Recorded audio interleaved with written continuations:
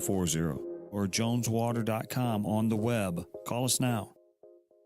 Hey, Tim Jones here for Rockwood Charcoal. If you love to grill as much as I do, I'm sure you prefer using charcoal over gas. Ever since I met Jonathan Heslop and he introduced me to his product, Rockwood Lump Charcoal, we're not using anything else. Rockwood's made from 100% pure Missouri oak and hickory and can be found in stores all across the country. It's the nationally highest consumer-ranked charcoal there is, so you're cooking with the best and supporting local industry and a local business right from my hometown of Eureka. There's over 100 area Rockwood retailers. Find yours at rockwoodcharcoal.com. When it's important to you, stay informed. It's on News Talk STL. Any decision about criminal charges filed against Hunter Biden will be made independently. The Department of Justice is independent. Can I trust the DOJ? The answer is emphatically no. News, analysis, and opinion. I am deeply skeptical of an administration that has systematically lied and tried to hide the facts from the public. There probably would have never been a plea deal or even an effort to resolve this case without the whistleblowers coming forward. 101.9 and 94.1 News Talk STL.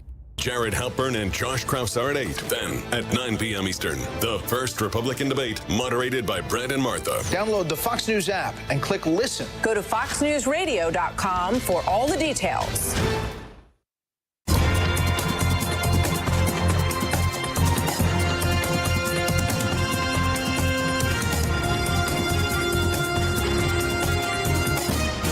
Now, a look at what's happening from the Fox News Rundown. Good morning. It's Tuesday, August 15th, 2023. I'm Ted Lindner. This is the Fox News Rundown. Former President Trump and 18 others indicted in Georgia on Monday, accused of scheming to illegally overturn his 2020 election loss in the state. It's the fourth criminal case to be brought against the former president, and the second to allege that he tried to subvert the results of the vote. Among the 18 allies charged include Trump lawyer and former New York City Mayor Rudy Giuliani and former White House Chief of Staff Mark Meadows. And the wildfires that tore through Maui, now the deadliest in the U.S. in more than a century, has claimed the lives of at least 99 people, and many more are still missing. The search continuing for more victims. Local, state, and federal authorities are helping the survivors. I'm Ted Lindner. This is the Fox News Rundown. This is the Fox News Rundown.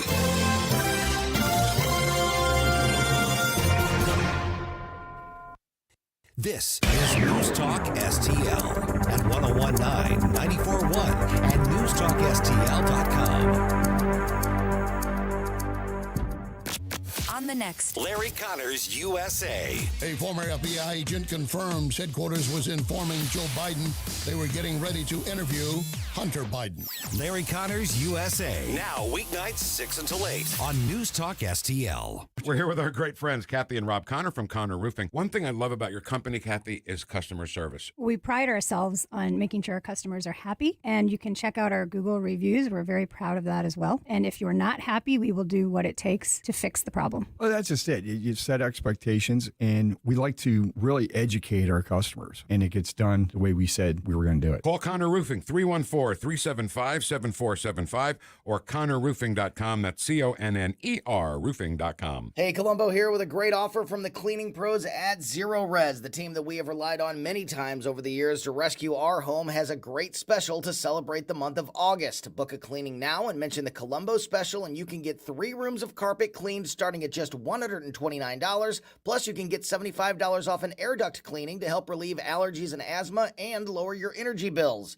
Just mention the Colombo special when you call 314-474-2020 or book online at ZeroResSTL.com. Hi, it's Chris Arps, and I'm a customer of Royal Banks of Missouri, which is a full-service, locally owned and operated community bank with 17 locations from St. Louis to St. Charles and Granite City to Hannibal. Royal Banks offers a full range of financial services, covering all of your personal and business banking needs, as well as access to over 200 ATM locations. And given today's new headlines in the banking industry, it is reassuring to know Royal Banks of Missouri has the highest financial ratings in St. Louis for stability and strength. Royal Banks of Missouri, the community bank that's in your community. Visit them on the web at royalbanksofmo.com. From home improvement to replacement, do-it-yourself electrical projects can be Shocking. That's where Grasser Electric can help. They've been lighting up St. Louis for years. From ceiling fans and dimmer switches to repair or replacing your electric. No job is too big or too small for your home or business. Grasser Electric will even install emergency backup generators. So call Grasser Electric today before the sparks start to fly. 636-441-5200 or go to grasserelectric.com. Bill O'Reilly here, and I'm warming up. Stand by for the O'Reilly Update Morning Edition. But first, if you thought booking your timeshare was difficult before, you know it's almost impossible now. For more than a decade, Lone Star Transfer has helped thousands of owners legally and permanently get out of their never-ending timeshare fees. Lone Star Transfer guarantees the release of all liability to your timeshare in writing and in a specific time frame. For free, no-obligation consultation, please call 855-551-7066 or go to LoneStarTransfer.com. On this Tuesday, the political war in America has reached critical mass with yet another charge coming against Trump, state election beef in Georgia, and two House committees closing in on the Biden family finances. Both situations are already impacting the presidential outlook for 2024. Trump supporters will not be dissuaded from continuing to like him, and the same is true for the Biden people unless it can be proven that Joe actually pocketed cash from his son and brother. Bribery will trump voting allegations and document hoarding every time, pun intended. Donald Trump acted irrationally, of course, by not immediately returning classified documents and trying to reimagine the 2020 vote. Clear thinkers understand that. Joe Biden used his power as vice president to enrich his family and perhaps himself. Clear thinkers know that. So both men have dubious resumes as the campaign begins, and no one knows how the controversies will eventually play out. Trump and Biden are entitled to due process, but that constitutional mandate has been severely damaged by the media and Justice Department corruption. Thus, we the people are facing the most chaotic presidential vote since Bush Gore. And chances are the Supreme Court will once again have to weigh in.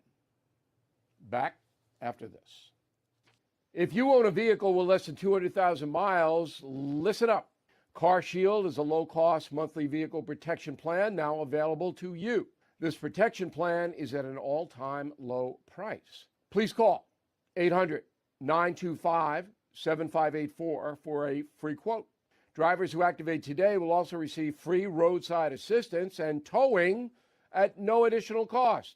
That is 800-925-7584 right now. That is the Morning O'Reilly Update. More analysis later on. From the Michaels Flooring Outlet Weather Center. I'm News 4 meteorologist Matt Chambers with your first alert forecast. Almost a fall feel out there this morning. There will be times when the clouds dominate, other times when the sun peeks through. Trending toward more sunshine this afternoon, but about 10 degrees below normal with a high of only 79. Good stuff. Clear tonight, a spot or two of fog not out of the question. 62 for the overnight low, really comfortable. Wednesday, a bit warmer, still nice though, sunny and 85. That's your first alert forecast. I'm meteorologist Matt Chambers.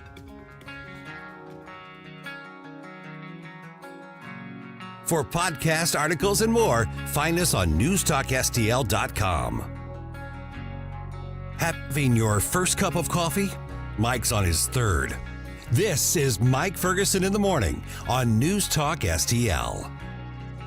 Okay, this is going to be interesting later on. Now, normally I don't tease ahead this far, but you want to be listening at 8:05 for sure. Okay, Pat McCrory, former Republican governor of North Carolina, going to be on the program. He's now joined this no labels effort, and he's going to try to make his case for you to consider an independent candidate for president in 2024. That's going to be a big ask for a conservative radio station and a conservative radio audience, but let's hear him out. We'll do that conversation, like I said, right around 8:05. Hey, good morning. Thanks for making News Talk STL part of your day. Well, we got the word. There's now officially a special counsel investigating Hunter Biden. Kind of, sort of. Does this really change the direction of, using air quotes here, justice for Hunter Biden? Yeah, maybe, maybe not. Mike O'Neill from Landmark Legal Foundation has some thoughts on that he shared with us on Monday's show. We now have a special counsel to investigate Hunter Biden and all of his shenanigans. Should special be in quotation marks? Yeah. And maybe the word unbiased right next to it. An unbiased special. You can hear the special counsel. But this is what Republicans have been demanding. Well, they wanted a special prosecutor. They wanted a special counsel. So David Weiss, who's already, I guess since we're using air quotes, investigating Hunter Biden, now has special counsel. We're joined by Mike O'Neill from the Landmark Legal Foundation. And Mike, what's the difference between David Weiss investigating Hunter Biden and coming up with a deal with his defense versus David Weiss special counsel? Well, there's two answers. I mean, there's the real answer, and then there's the fake pretend what we want to think answer. I'll give you the pretend answer. The pretend answer is ostensibly he has more authority to engage in a wider ranging investigation. It's not limited to transactions and occurrences that might have occurred within his jurisdiction in the state of Delaware as U.S. Attorney for Delaware, federal violations in Delaware. So he has a wider purview. He can explore the extent to which Biden engaged in things that might have occurred outside of the jurisdiction of Delaware. That's on paper what it is. Realistically, you would say that, of course, the reason he was chosen is because he was, you have to question it, right? We have to say, look, what's the record show? The record shows already that he was poised to reach a sweetheart deal with the president's son, with Hunter Biden. But for the actions of a cognizant, on-the-ball judge, this would have been all behind us. They would have reached a plea deal. He would have been already off the radar. He would have been immune from any further prosecutions. So we have to question exactly what's going to go on here and watch this closely and see what happens. Again, I just have a lot of questions that are raised. Why David Weiss? They would say, again, the other side says simply, well, he's the gentleman who's been doing this. He's the prosecutor who's been investigating this. We would come back and we'd say, look, he's a Department of Justice employee right now. The regulations, DOJ regulations, say that if you're a DOJ employee, you can't wear two hats, right? You can't be an impartial investigator, impartial prosecutor, and also be part of the Department of Justice. That's why a special prosecutor should be picked from outside. So there's a lot of issues, a lot of questions. We're going to see what happens as this unfolds in the coming weeks and months. Good morning, Mike. Gabe Pfeiffer here. So one thing I'm curious about, or maybe my conspiratorial mind is going towards, is the idea that he's looking to give the appearance of an investigation, but basically looking to complete the circle and close this out so things don't get to Joe Biden. Am I crazy? Talk me off the ledge here. I can't go. It's not crazy. It's certainly not crazy, and certainly everything's on the table at this point. Look, I mean, I don't even think the word conspiratorial pertains anymore to this sort of stuff. I think anything you're thinking of is perfectly reasonable.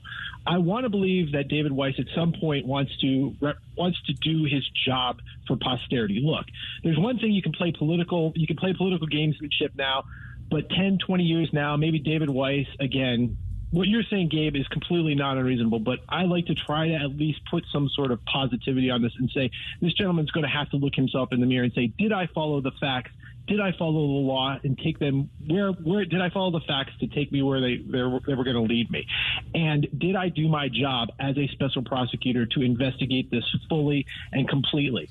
And I want to say at some point he's going to be able to do exactly what he needs to do to show the extent to which Biden, the entire Biden family, including the president, participated in this. Look, we already have the record. He was on calls, meaning he, the president, was on calls. And it's interesting to hear the left now they're trying to explain away phone calls. Why would your father, the vice president of the United States, be participating in business phone calls, but to affect and influence the proceedings and the occurrences that are happening? Hey, good morning, Mike. Stal Ponticus here. Hey, Stal. Good to talk with you. And to me, this seems like another indicator of an unfair two-tiered judicial system. You just walked Gabe off the ledge. Can you do the same for me? I don't want to. Again, it's you guys. It's perfectly. And I'm on the. Originally, when I heard special prosecutor, I said, "Oh, fine, finally, thank goodness we've got a special prosecutor." Then, the more I studied it, the more we looked into the issues. We said who it is, how it's going to be. I was back on the ledge again. I'm on the ledge with you guys. I'm just trying to say I can't. At some point, the evidence becomes overwhelming, right? I mean, you're listening to Goldman's Representative Goldman from New York trying to explain away this stuff, and even CNN is starting to pick it up. I said, how bad does it have to get before media starts to understand this? It's hilarious to me. I listen to the I'll turn on the radio and they'll lead with Donald Trump stories, and you're like, are you kidding me? Donald Trump's not the president right now. Joe Biden and his connections and his son's connections with corrupt Ukrainian energy companies and how he sold and bought influence when he was vice president. And now we're still currently waging a war in Ukraine at the behest of the president of the United States. I said, come on, we got to investigate this. At the very least, it's going to have to come out. So part of me thinks the facts are so overwhelming on this. At some point, the American people have to wake up. The justice system has to say, at some point, we have to do our job. I just can't believe we can live in a country where this can continue to go unaddressed. Now, we're going to hear, I suspect, Mike, we're visiting with Mike O'Neill from the Landmark Legal Foundation, that, hey, this guy was put into his position by Donald Trump. This is a Trump appointee, so therefore we're absolutely doing our due diligence because we got one a year, guys. Right. That's just window dressing. Again, what put you guys on the ledge and what continues to put me on the ledge too, and skeptically look at this, is simple. He was poised to reach a sweetheart deal. That deal was raring to go. They did every tricky lawyer trick in the book to obfuscate the deal that they had reached. They put it as the deal to prosecute. If you looked at it, it was an attachment to an exhibit. So the judge had to look at the plea arrangement and say, look, this is the one piece of paper in front of me. And then she had to look at an exhibit and say, okay, well, there's an exhibit A, and then it's an attachment to an exhibit which was exempting Hunter Biden from further prosecution and reaching the details of the deal. So they really did everything they can to obfuscate this sweetheart plea deal, but for this judge. So you guys, we're all correct in being skeptical here. Everybody's correct in being skeptical here. I still want to think that the evidence is overwhelming. The House Oversight Committee has done the Lord's work here in exposing the extent to which Hunter Biden had possibly illicit connections with all of these questionable business dealings. I mean, I hate to use this term, but it almost is. It's an orgy of evidence, and you never see that. It's just so overwhelming. At some point, you can't ignore it. The American people will see it. The other question I want to raise, too, is gentlemen, is this, and this is delving into Gabe's conspiratorial things a little bit, is the Democrat Party, and this is a fair question to ask, is the Democrat Party ready to jump ship off Joe Biden? I mean, so what really are the forces here going against this? Is this a move now saying, look, we can't have Joe Biden going into the 2024 election? The man could barely complete a sentence. He's more concerned about a bug landing on a reporter's jacket rather than answering questions about climate change, take that for whatever it's worth. But he could barely complete an interview with even friendly reporters. The question here is, again, really engaging in going down the road a little bit, is the Democrat Party ready to jump ship off Joe Biden? And this is the first move on it. Like that's actually where I was thinking things might go. Is like, well, the alternative is, I mean, there are two ways the Democrats can go with this. One is they circle the wagons and they continue to use the various levers of power at the federal level to protect Joe Biden, or they say, okay, we can't do this anymore. We're losing too much credibility. The Republicans are gaining too much ground on us here. We have to detach ourselves from the Bidens, throw them under the bus, and go elsewhere. Is there a tipping point, do you think, where that becomes the more obvious choice that they'll take? I think they're terrified. Could you imagine the president right now trying to get through a debate with Ron DeSantis or Donald Trump or any Republican candidate? I think at some point they're going to say, look, he does not have the wherewithal to get through a 2024 election. Look, we don't have COVID. We can't put him in the basement. We can't run a stealth campaign that we got away with in 2020. At some point, he's going to have to be out there talking to people. I don't know if he's going to go out to Hawaii or not. I mean, he's too busy sitting on a beach in Delaware right now to worry about that. But at some point, I think that's really something we all have to consider, that it is time. There's too many connections. His son is utterly and thoroughly corrupt. There are legitimate links to the fact that he's become a multi-millionaire, i.e. the president, while sitting as a senator and vice president. There's too many connections. At some point, we're going to have to jump ship. And I do think it's something you're going to have to look at. I don't know whether this special prosecutor is going to be the tipping point. I don't know whether it's going to be impeachment proceedings if they occur in the House. But at some point, I think they're going, or I don't know if he's going to take another fall off a stage somewhere, and it just health excuse. Exactly. So we'll have to see. Again, it's going to be an interesting couple months here for all this to play out. All right, Michael Neal, Landmark Legal Foundation. Let's go ahead and give out the website, social media information. We've already tagged you on our social media, but where can people be in touch? Landmarklegal.org. Landmark Legal, our website, is the place to go for everything. Thanks a lot, guys. I hope you all have a great day. That news roundup, get your day started here in about 2 minutes and 38 seconds right here on 101.9 and 94.1 News Talk STL. Like and subscribe to us on Rumble. News Talk STL.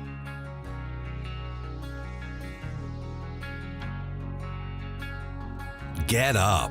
It's Mike Ferguson in the morning.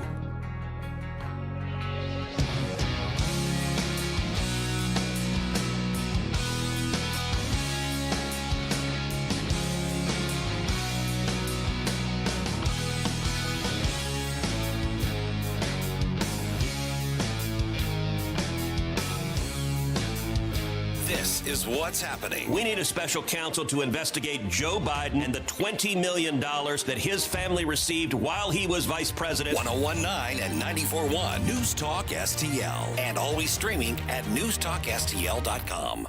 We've been here 30 years, 30 Christmases in this house, and we have the traditions that most families have. That's Terry talking about her experience with Rhino Shield ceramic coating. We did Rhino Shield 14 years ago, and the house still looks the same as the first day. Rhino Shield really worked with me to help me get just the right nice soft yellow, and it's 14 years later, and it's the same color. The main reason Terry called Rhino Shield is because it's backed by its 25-year transferable warranty. It just sounded wonderful that we could have the house coated with Rhino Shield and not have to worry about it again for 25 years. Take it from Terry. Give Rhino Shield a call now for a free evaluation. 877-25-RHINO. 877-25-RHINO. Or visit 877-25rhino.com. There have been neighbors that have come by and said, "Did you just have your house painted?" Because they wanted to know who the contractor was. And I said, "No, it's actually Rhino Shield." 877-25rhino.com.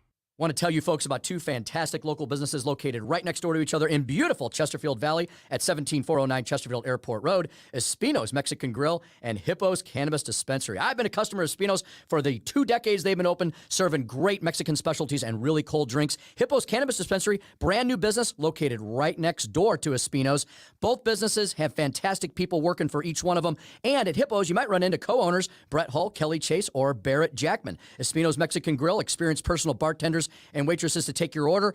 Hippo's has got those experienced personal bud tenders to walk you through the entire process. Two fantastic businesses, 17409 Chesterfield Airport Road, Espino's MexicanBarGrill.com, Hippo's Cannabis.com. All deals valid only while supplies last. Must be over 21. No cash value. Management retails all rights. Medical decisions should not be made based on advertising. Consult a physician on the benefits and risks of particular medical marijuana products. This message is not designed to increase interest in purchasing medical marijuana nor any particular product. License number DIS 000129. I heard the call to serve, so I answered. I earned a title and discovered my purpose. I found belonging, an unbreakable bond with my fellow Marines. We fought to overcome adversity together in defense of our nation and its people. I've lived a full life, rich with meaning. And even though I no longer wear the uniform, I am still a Marine. My service has come full circle. I will always look after those around me, I will always uplift and support my country and my community. Because that is the promise I made. That is what it means to be a Marine. Semper Fidelis. Always faithful, always Marine. This news update brought to you by Anton's Plumbing and HVAC. Call Anton's at 314-338-3941 or visit them at antonshvac.com. Hey there, Tim Jones here. Make sure you join me and my buddy Chris Arps this afternoon from 4 until 6 p.m. right here on 101.9, 94.1 News Talk STL. Right now, let's get back to more of Mike Ferguson in the morning. All right, another indictment against Donald Trump was announced while you were sleeping, or at least while I was sleeping. I was awake. Man, I think I don't get much sleep. Man, still.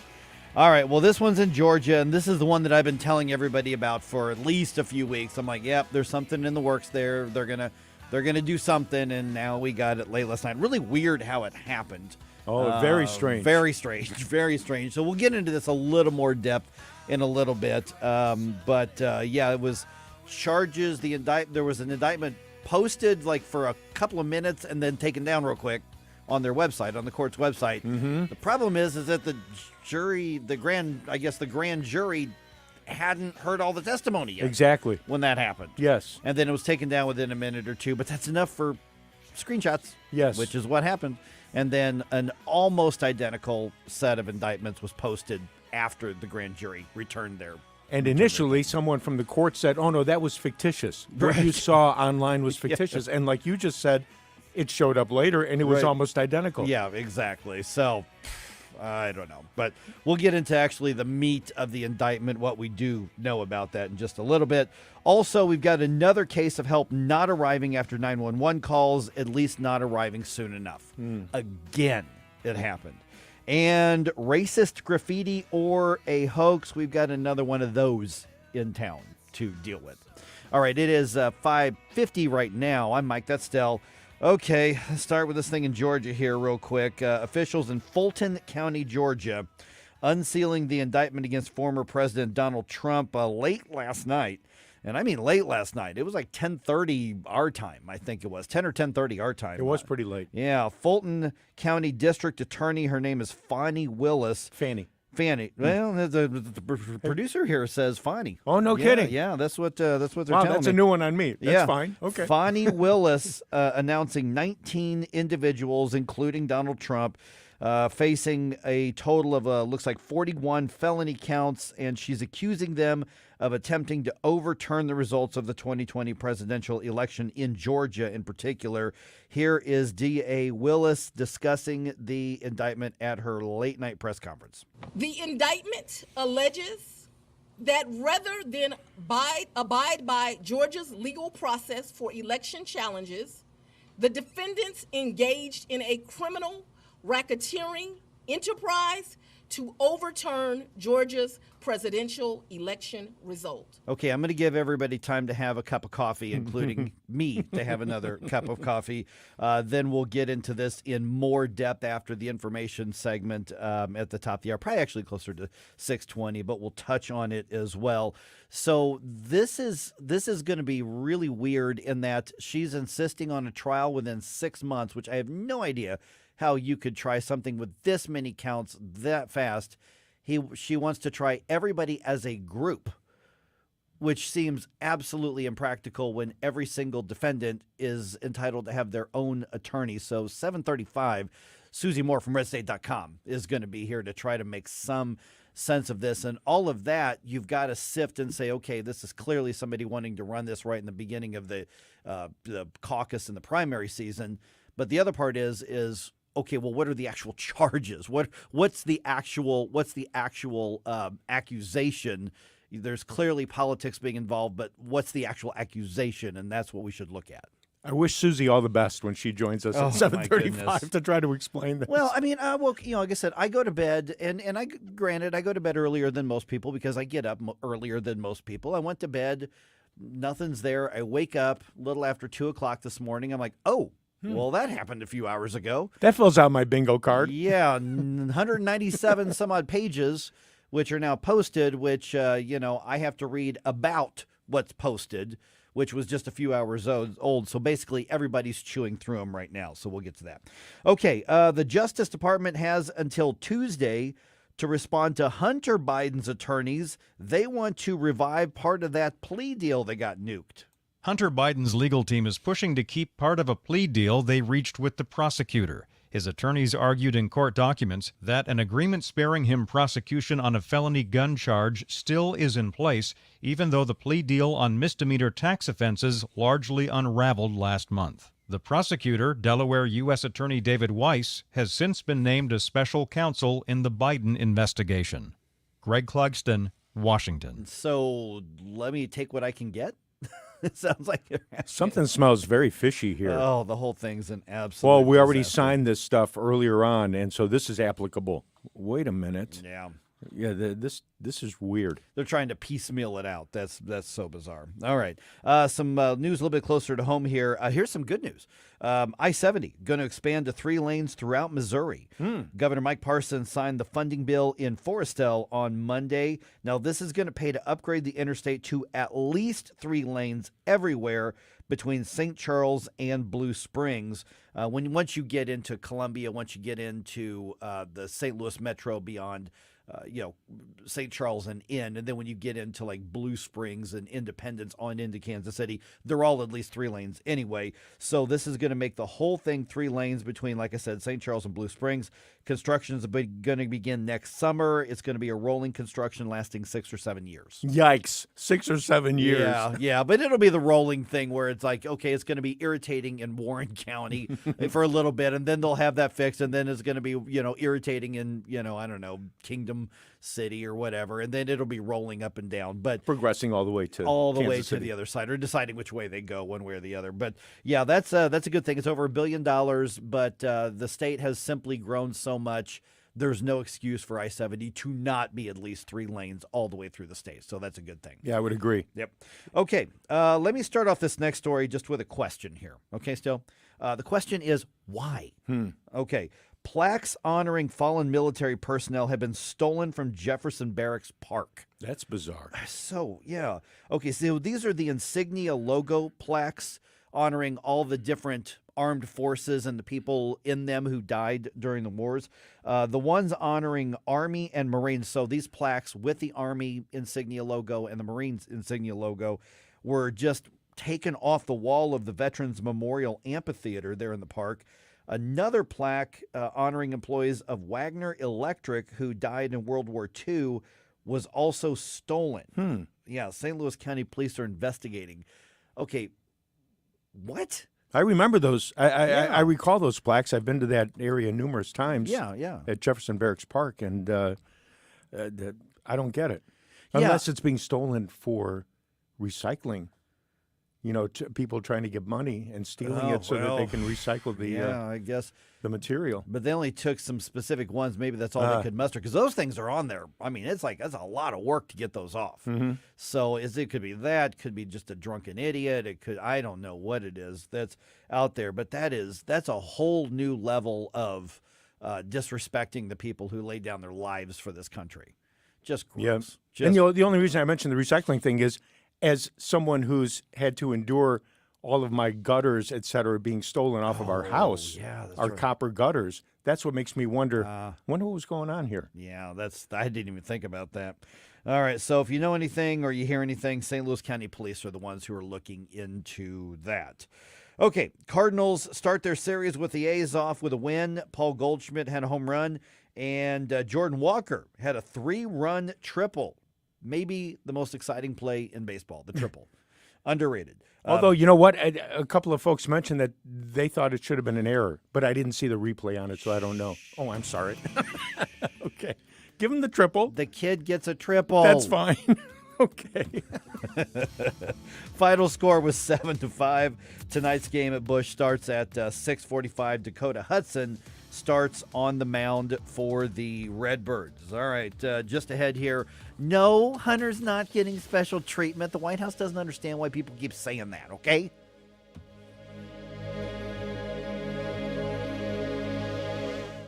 News Talk STL is proud to have Doug Voss as part of our lineup every week. Doug has been a staple on St. Louis radio for many years as one of the leading financial experts in the area. You can hear Doug and Safe Money Radio 3 times every weekend on News Talk STL. And in case you miss anything, you can check it all out at DougVossSafeMoneyRadio.com. What else do our listeners need to know, Doug? Simply put, I focus on helping pre-retirees and retirees build, preserve, and protect retirement assets, and I've been helping my clients solve their insurance and financial needs for the past 33 years. I also strive to educate my clients on how to prepare for retirement, minimize the impact of market volatility on their assets, and deal with the challenges of increased longevity. Call me today at 844-676-SAFE. That's 844-676-7233. Doug Voss is a registered representative. Securities offered through DHL Securities, LLLP, member FINRA and SIPC. How'd you like to eliminate your expensive cable bill forever or get new satellite internet where cable can't go? Well, now you can have affordable satellite internet service for a few dollars a day. All you need is a mini satellite installed, and you can have unlimited internet connections wirelessly in your home or office. And no cable boxes means unlimited connections and no clutter. You can surf the internet or stream any of your favorite television services with no cable. And the best part is, satellite internet service costs only a few dollars a day for your entire home. Yes, fast internet to surf or stream television for a few bucks a day. Call now for free details and learn how to drop your expensive cable bill. 800-696-2871. 800-696-2871. 800-696-2871. That's 800-696-2871. KLGY HD3 Clayton, K270BW Bellefonte, KNBS Bowling Green. This is News Talk STL at 1019, 94.1, and always streaming at newstalkstl.com. News this hour from townhall.com. I'm Rich Thomason. Former President Trump indicted for a 4th time, this time in the Democrat stronghold of Fulton County, Georgia. 41 counts in the 97-page indictment, including conspiracy and racketeering for allegedly trying to overturn the results of the 2020 election. More than a dozen Trump associates also named in the indictment, including Rudy Giuliani, who calls it an affront to American democracy. The Trump campaign writes on Truth Social, these activities by Democrat leaders constitute a grave threat to American democracy. And no one is explaining how or why a document almost identical to the indictment showed up on the official Fulton County website hours before the grand jury voted to indict. That document appeared only briefly before being yanked. Republican Senator Ted Cruz calling the entire affair disgraceful and wrong. Says it's a result of Biden weaponization of the Department of Justice. And today is the deadline for that Department of Justice to respond to Hunter Biden's lawyers regarding reviving part of a plea deal derided by Republicans as a sweetheart deal. Hunter Biden's legal team is pushing to keep part of a plea deal they reached with the prosecutor. His attorneys argued in court documents that an agreement sparing him prosecution on a felony gun charge still is in place, even though the plea deal on misdemeanor tax offenses largely unraveled last month. The prosecutor, Delaware U.S. Attorney David Weiss, has since been named as special counsel in the Biden investigation. Greg Clugston, Washington. Hawaii's Governor Josh Green warns it scores more people could be found dead following the wildfires on Maui, even as the number of deaths approaches 100.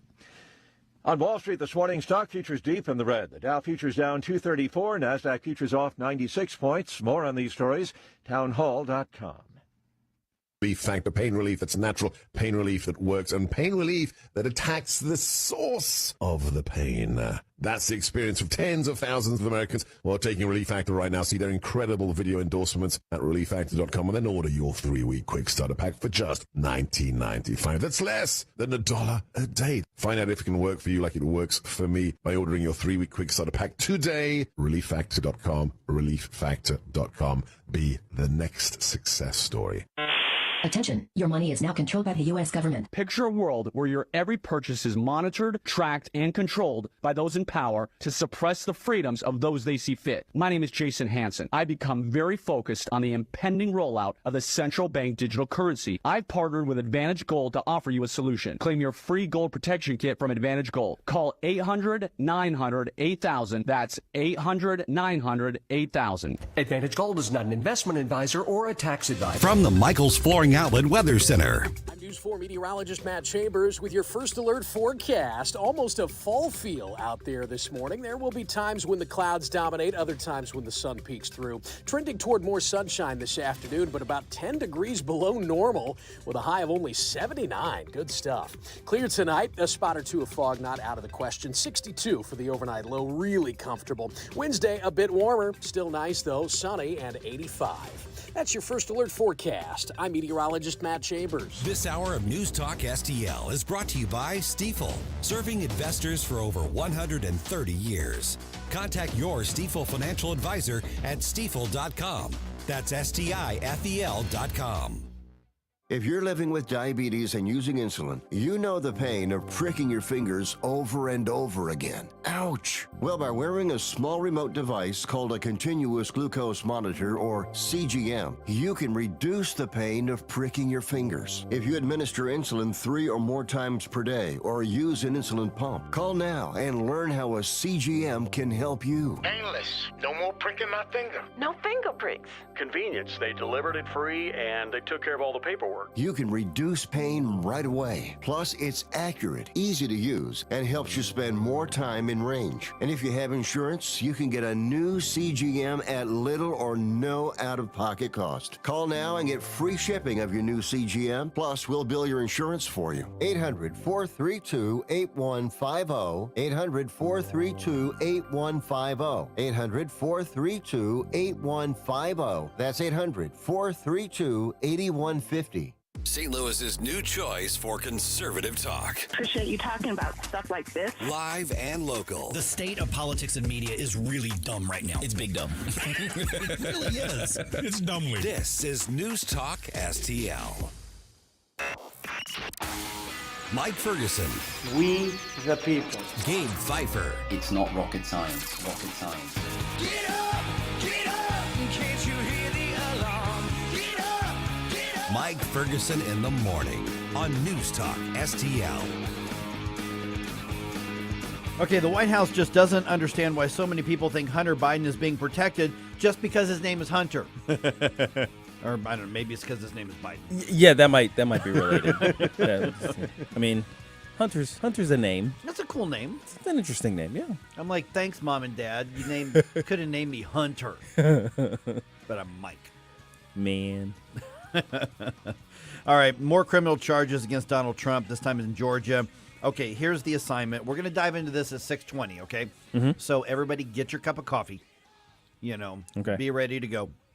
And one of the things that gets me in trouble within our industry here, and I ruffled feathers within the industry a lot because I don't like the BS that goes along with people who are performative for a living. I mean, and we're performative for a living too. I just like to think we don't do the BS right here on this show in particular. It's still authentic. These indictments against Donald Trump, which again we're going to go into in more depth at 6:20. And you got some thoughts on it right away. 314-912-1019. They were posted around 10:30 last night. Mm-hmm. I go to bed a little bit earlier than most people because I get up so early, obviously. So I went to bed thinking the world is normal. I mean, crazy, but normal. Normal crazy. Everybody hates each other. Right? Yeah. It's just a normal thing. Standard. But then I wake up a little bit after 2 o'clock, and there are, indictments against Donald Trump and a whole bunch of other people. In Georgia. Now, we've been talking about, I've been saying, keep an eye on Georgia. There's something coming. I've been saying this for weeks. Well, this is it. And so I wake up and I'm like, holy crap. So 197 pages, and I am going somewhere with this, 197 pages for all of this. There are morning media personalities all over the country who are trying to present themselves on the expert of the nuances of the 197 pages. And I'm telling you, none of us have actually read them. I have, no. I have read multiple reports on those. Sure, yes. And I did do as much reading as I could, but I get into the office at 3, and I'm like, I'm not able to read 197 pages of a legal document. Mm-hmm. And keep in mind that I'm not an attorney. We're going to talk to Susie Moore, who is an attorney, in about an hour and a half. But I want to just put it out there that I am reading about them. I am reading the statements from the prosecuting attorney. I'm reading the reaction. But most of the media, if not all the media right now, Gabe, are trumpeting what they absolutely know for sure. This is crap, or they got him, or whatever their take is. Sure. And none of them have actually read it. That's absolutely true. Yeah. Now I have seen at least one excerpt from it. I've read parts. Yes. And so there are people who have read a section of it, maybe people who might have managed to read even a few pages of it, but there's no way between 10:30 last night and this morning, or the posting of the various takes, have people read the entire thing. Correct. Yeah, that's impossible. There's a lot of Twitter experts out there who have already decided what's true and what's not. Yeah. All right. 6:20. We'll get into that there. All right. Hunter Biden's attorneys pushing to keep part of that plea deal that was reached, and then the judge kicked it. Trying to get that plea deal they reached with the prosecutor, who is now the special counsel investigating him. And this is the special counsel investigating the tax investigation and basically anything else he wants right now ahead of the 2024 election. White House Press Secretary Karine Jean-Pierre insists there has been no preferential treatment of the president's son. The Department of Justice is independent. That is what the president believes. He believes that this White House will not politicize the Department of Justice. Oh, that's good to know, that the Biden administration's not going to politicize the Department of Justice. What? She just said they're not going to politicize the Department of Justice. That would never happen under the Biden administration. Is she serious? This is kind of amazing. That's a separate question. Yes, that's true. It's what she said. What she said is very clear. It's like, let me be clear. I'm going to lie through my teeth right now. And then she proceeded to do exactly that. She's made it very clear the Biden administration will never politicize the Department of Justice. In an era in which the weaponization of the Department of Justice is the clearest to the public. I mean, really? Yeah. Really? Look, I understand that the job of the White House press secretary is essentially to BS your way around whatever craziness is going on in the White House. That's kind of your job. Your job is to lie to the American people and the press about what's happening in the White House. Spin. Okay. I'm sorry. Not lie. Okay. Lie has such an ugly connotation. It's harsh. To it. You're right. Spin. You're right. That's too harsh. Okay. To spin. But, it's one thing to do a little pirouette, and it's another to do, the full-on, skater, 5,000 RPM spinning on the ice there. Yeah, so that's kind of what she's doing right now. I'm surprised she hasn't drilled herself into the ground. And that's the funny thing is that makes a good soundbite. And I listen to that and I think I wish that your administration would not politicize. That would be the great. DOJ. That was a Rubicon we crossed a long time ago. Ages ago. KJP. Mm-hmm. All right. Okay. Also, here we go again with this. Did you see this? A church in South City had some vandalism that they found, I guess, Monday. So somebody, and this is one of those, looks like one of those liberal churches, with the BLM signs and all that kind of stuff. The rainbow flags everywhere. Yeah. And so they get out there, and then somebody had spray painted "White Lives Matter" on the side of the church. Okay. So, of course, the local media that's covering this, they go out of their way to point out that saying White Lives Matter is racist, and it's a racist response to the Black Lives Matter movement, which had no racism whatsoever in the BLM movement. Of course we all not. know. Stop questioning it. Yes, okay? pure as the driven snow. I'm sorry, that's too white. Yes, don't say that. I don't know. I'm lost. So here's the thing: they're on the outside of the Grace United Church of Christ in South City. They've got, reject racism. Jesus didn't reject people, all those kinds of stuff. So, sure. And so it looks like it may be one of those more political churches out there. Here's my initial take on this, because we have seen so many cases over the recent years of hoaxes. Yes. I am not going to assume that some right-wing MAGA, whatever, wrote White Lives Matter to get back at the church that is supporting, leftist, racial BLM dogma, movements or whatever it is. Now, I hate saying that because sometimes it does turn out to be true. Sure. You remember they had the situation over at SLU? No, was it WashU or SLU? Where there was somebody had damaged the murals and painted over it with a stencil that promoted a white supremacist website. And the first thing we thought was, well, could this be a hoax? Right. Well, it turned out that one was actually true. That actually was racist graffiti. Right. So it could happen. This could be, some redneck somewhere who just doesn't, like blacks or liberals or whatever. That could have happened. Occasionally those things turn out. Right. But we've had so many cases of hoaxes that I feel like I need to reserve judgment to say, let's make sure that it wasn't somebody within the church, that it wasn't another leftist trying to gin up more racial division and hatred so that they can look at anybody else, conservatives or anybody, go, look how racist they are. They vandalized a church. Yes, because the thing is, not only have we seen that happen more often than not, like on the balance of probabilities, it's more likely to be a hoax. Right. But not only have we seen that, we've seen the justification, post revelation. We've seen people's like, well, yeah, I did it, but it was an important message that needed to get out that this is the type of I've seen it all in that regard. Right. So the thing is, it's not only is it a tendency on the left to see this happen on the left, it's basically part of their ideology that makes it okay to do. Mm-hmm. So just whether it is a hoax or whether it is a real thing, vandalism is bad. Don't do it. Don't do that. Don't do vandalism. No. Yeah, that's really bad. But a couple interesting things. I'm looking at Channel 4's story on this. One, they said efforts to remove the paint failed on Monday. What? Well, I don't understand that. Efforts to remove. I'm trying to look. I mean, if it's a brick building, just sandblast it. Yeah. And if you couldn't, you got to wait for the sandblaster. Okay. But if it's not a brick building, you just paint over it.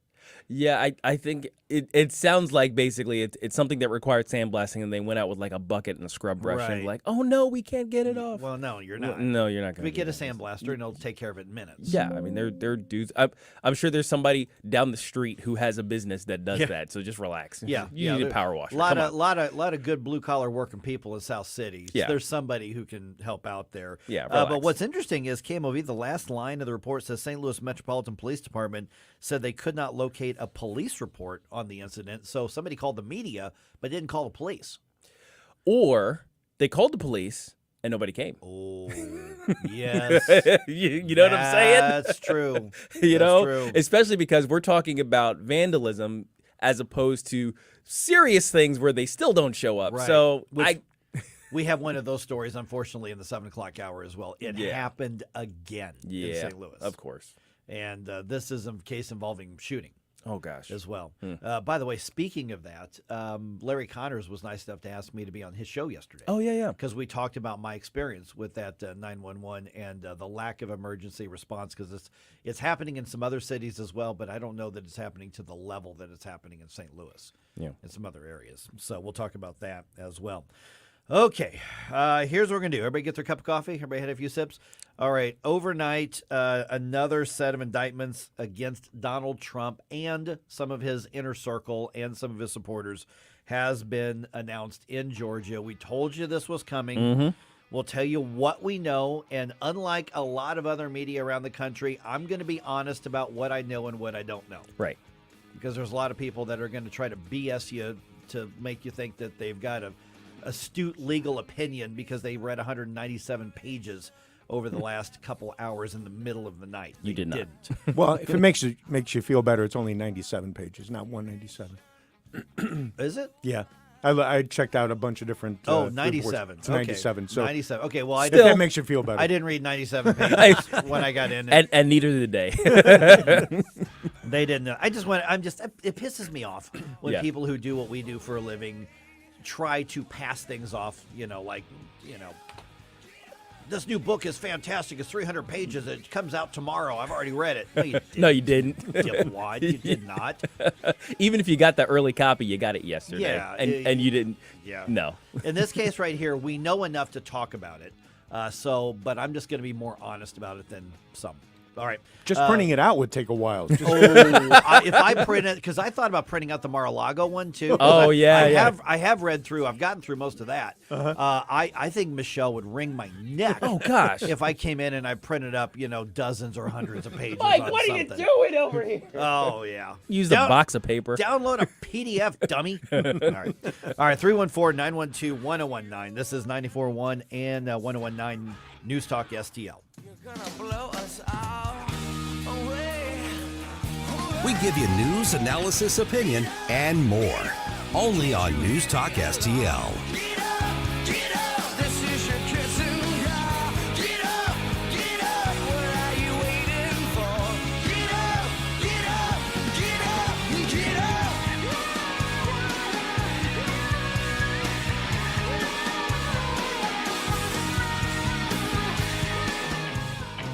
They drafted a vague agreement so Hunter could walk away saying he understood that the case was closed. The Department of Justice was acting like a co-conspirator. It was a political exercise. The famous WhatsApp message.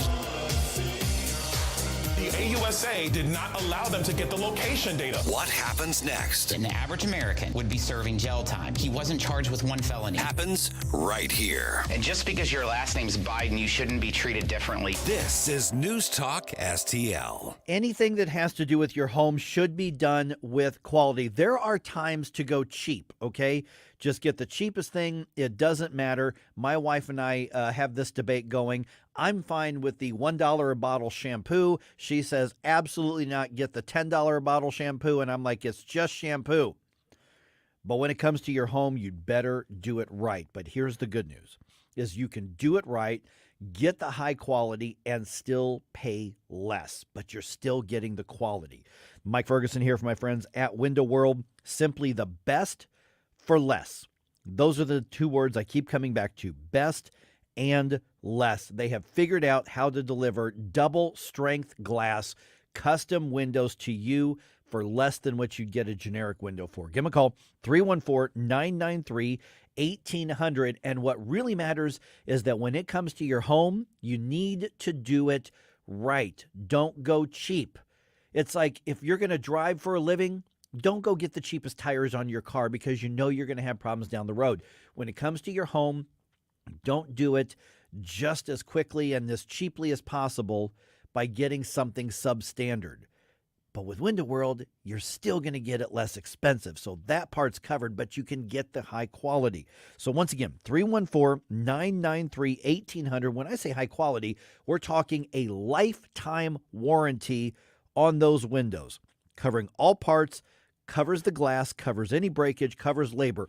100% covered lifetime warranty. That's how strong these windows are. And by the way, it's going to make your home more energy efficient. And at some point, if you decide to move, the fact that you've got Window World windows in there is a really good investment as well. And if you already have Window World windows, like 70,000 customers in St. Louis do already, they can also do siding. They can also do your entry doors. That's my next project, I think, because I'm going to have them do my entry door. Window World offers 18 months same as cash financing with approved credit, so they can make those small costs even more manageable. 314-993-1800. Get your free in-home estimate. Let them show what they can do for you and for your home, because you want to do it right, and doing it right and less expensively is just a no-brainer. Give them a call. 314-993-1800. I'm Missouri Attorney General Andrew Bailey. Human trafficking is occurring right here in Missouri. You can help combat it by learning the signs of human trafficking and reporting suspicious activity to law enforcement. Victims may appear malnourished, show signs of mental or physical abuse, or avoid social interaction. If you're a victim or know someone who needs help, contact the National Human Trafficking Hotline at 1-888-373-7888 or text the word HELP to Be Free. Together, we can fight human trafficking in Missouri. Brought to you by the Missouri Attorney General's Office. Talk radio made in St. Louis. Very excited for what you guys are doing for the St. Louis community. For St. Louis. Relevant local talk. Saying what we are thinking. This is News Talk STL. You guys are awesome. I love you. And it's a tremendous honor to be on the station. News, analysis, and opinion. Thanks for covering the local angle. Oh, people, this is America. We better open our eyes. Really local, really good. News Talk STL at 1019, 94.1, and newstalkstl.com. This hour of Mike Ferguson in the Morning is brought to you by Stifel. Request a portfolio review from your Stifel financial advisor at stifel.com. That's STIFEL.com.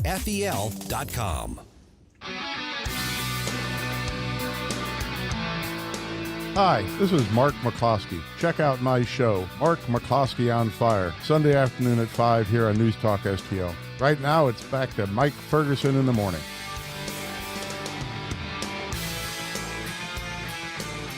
All right, here we go. More indictments. Donald Trump and multiple supporters now face criminal charges in Georgia. We knew this was coming. I've been kind of prepping you for this for the last, really several weeks, because we've known that there's been something in the works. We'll get to that in just a moment. 314-912-1019. You got some thoughts about that. Also, some left-wing activist children, yes, children. Oh, gosh, here we go. Get a win in court over an environmental case. Find out why this case should be concerning to all of us at 6:35.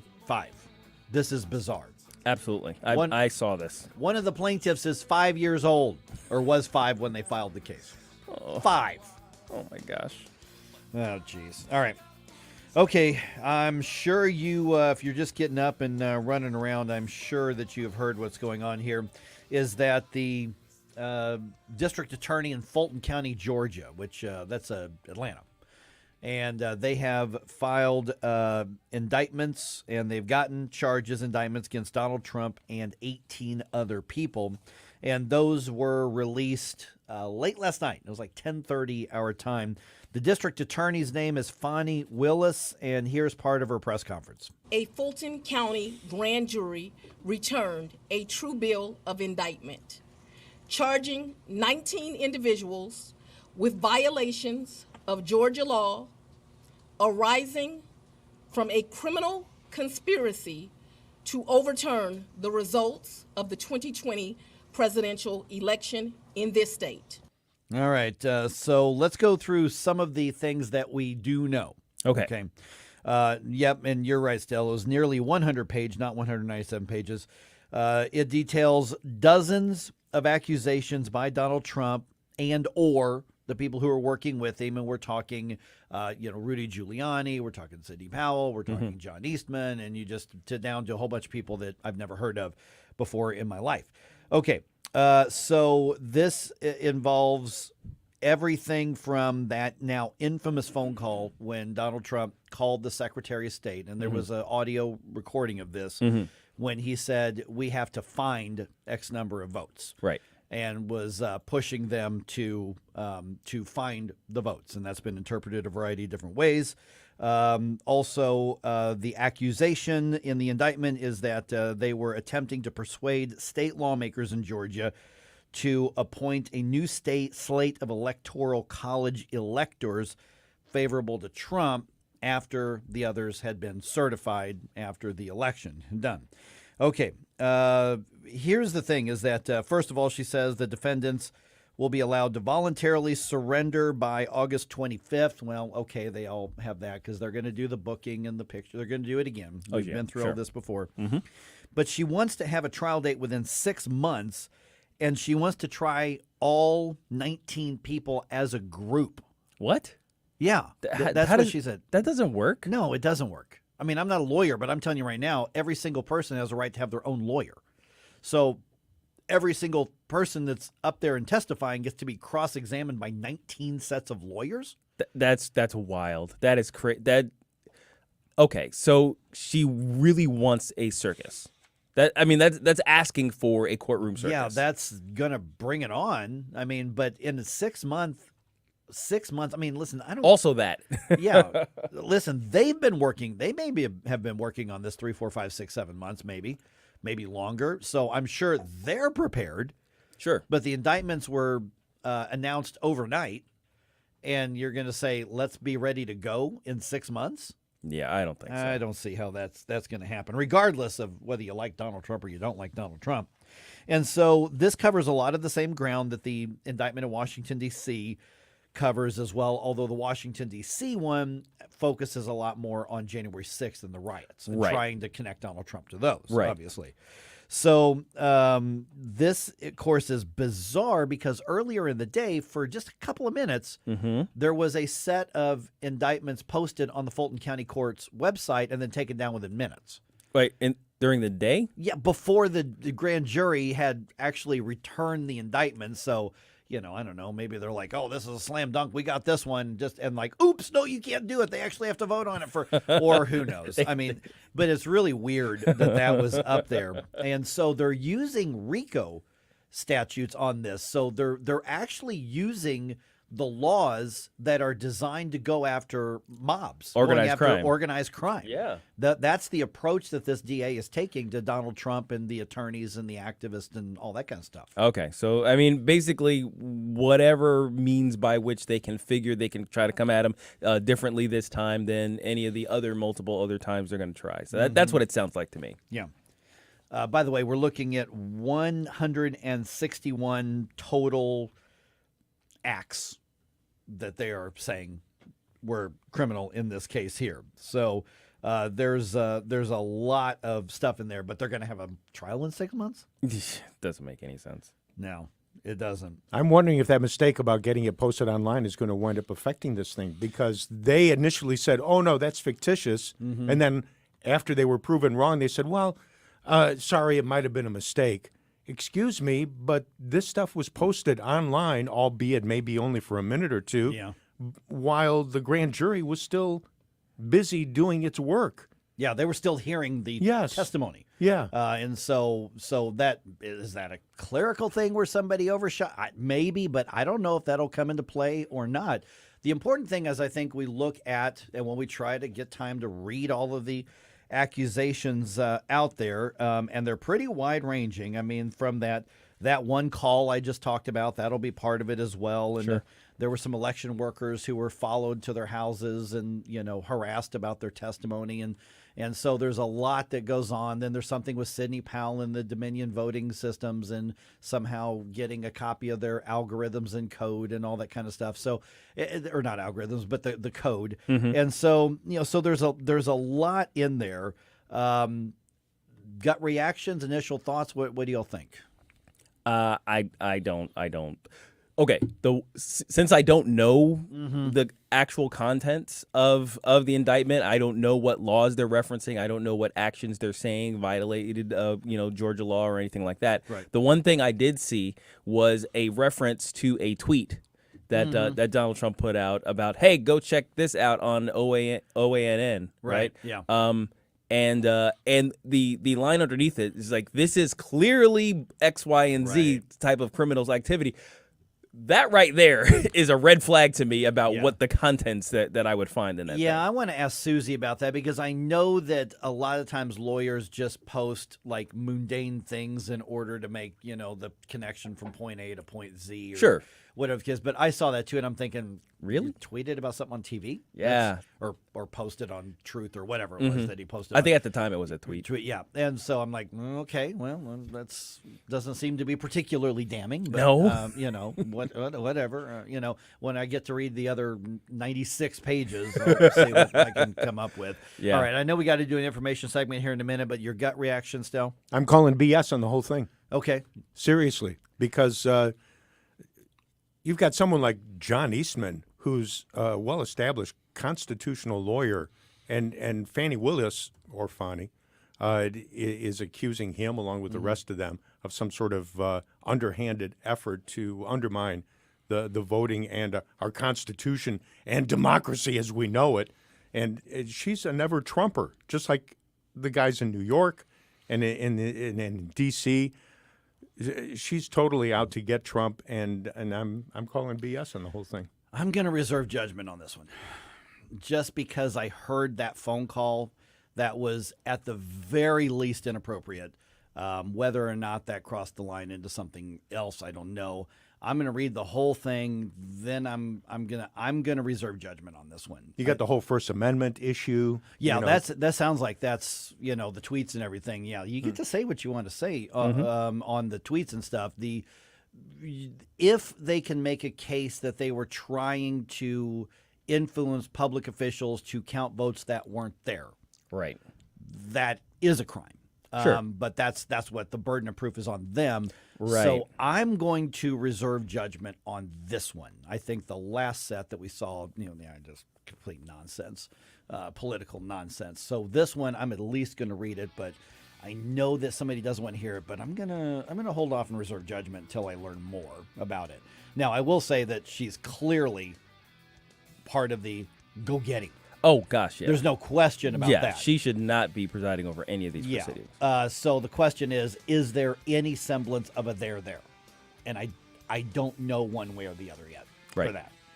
But I'll be honest enough to say that. I just don't know. Well, she's an Atlanta version of the gal in New York, Letitia. Oh, Letitia James. Yeah. Yeah, that wouldn't surprise me at all. Mm-hmm. Yeah. All right, just ahead here, some children get a big win in court over environmental policy because they're right to have the environment they want. What? I know. We're going to talk to Gregory Wrightstone from the CO2 Coalition here in just about 2.5 minutes on 1019 94.1 News Talk STL. Like us on Facebook at News Talk STL. Get up. It's Mike Ferguson in the morning.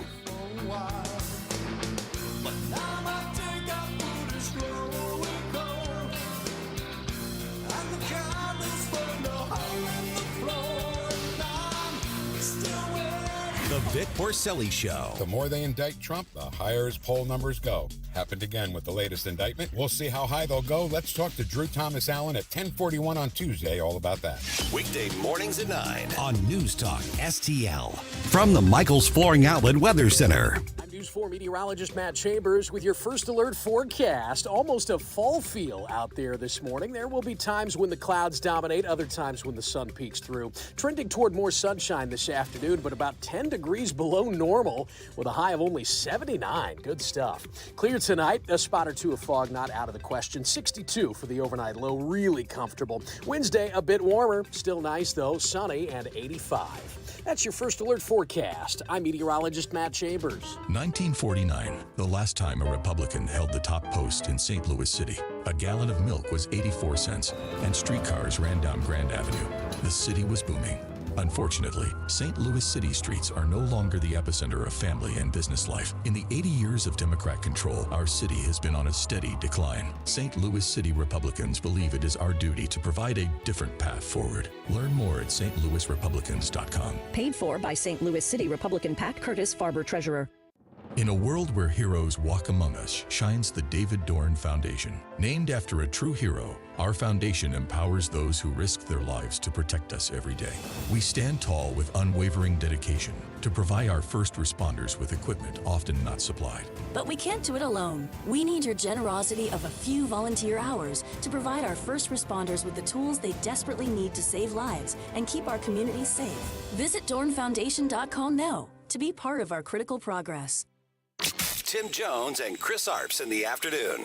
Representative Justin Sparks. How difficult is it as a police officer that you don't get jaded and be like, they're all like that? Because God said that they were created in his image. And frankly, when somebody gets shot or killed and their loved ones are falling out on the front lawn and they're freaking out, they do not care that I'm white when I show up to the scene.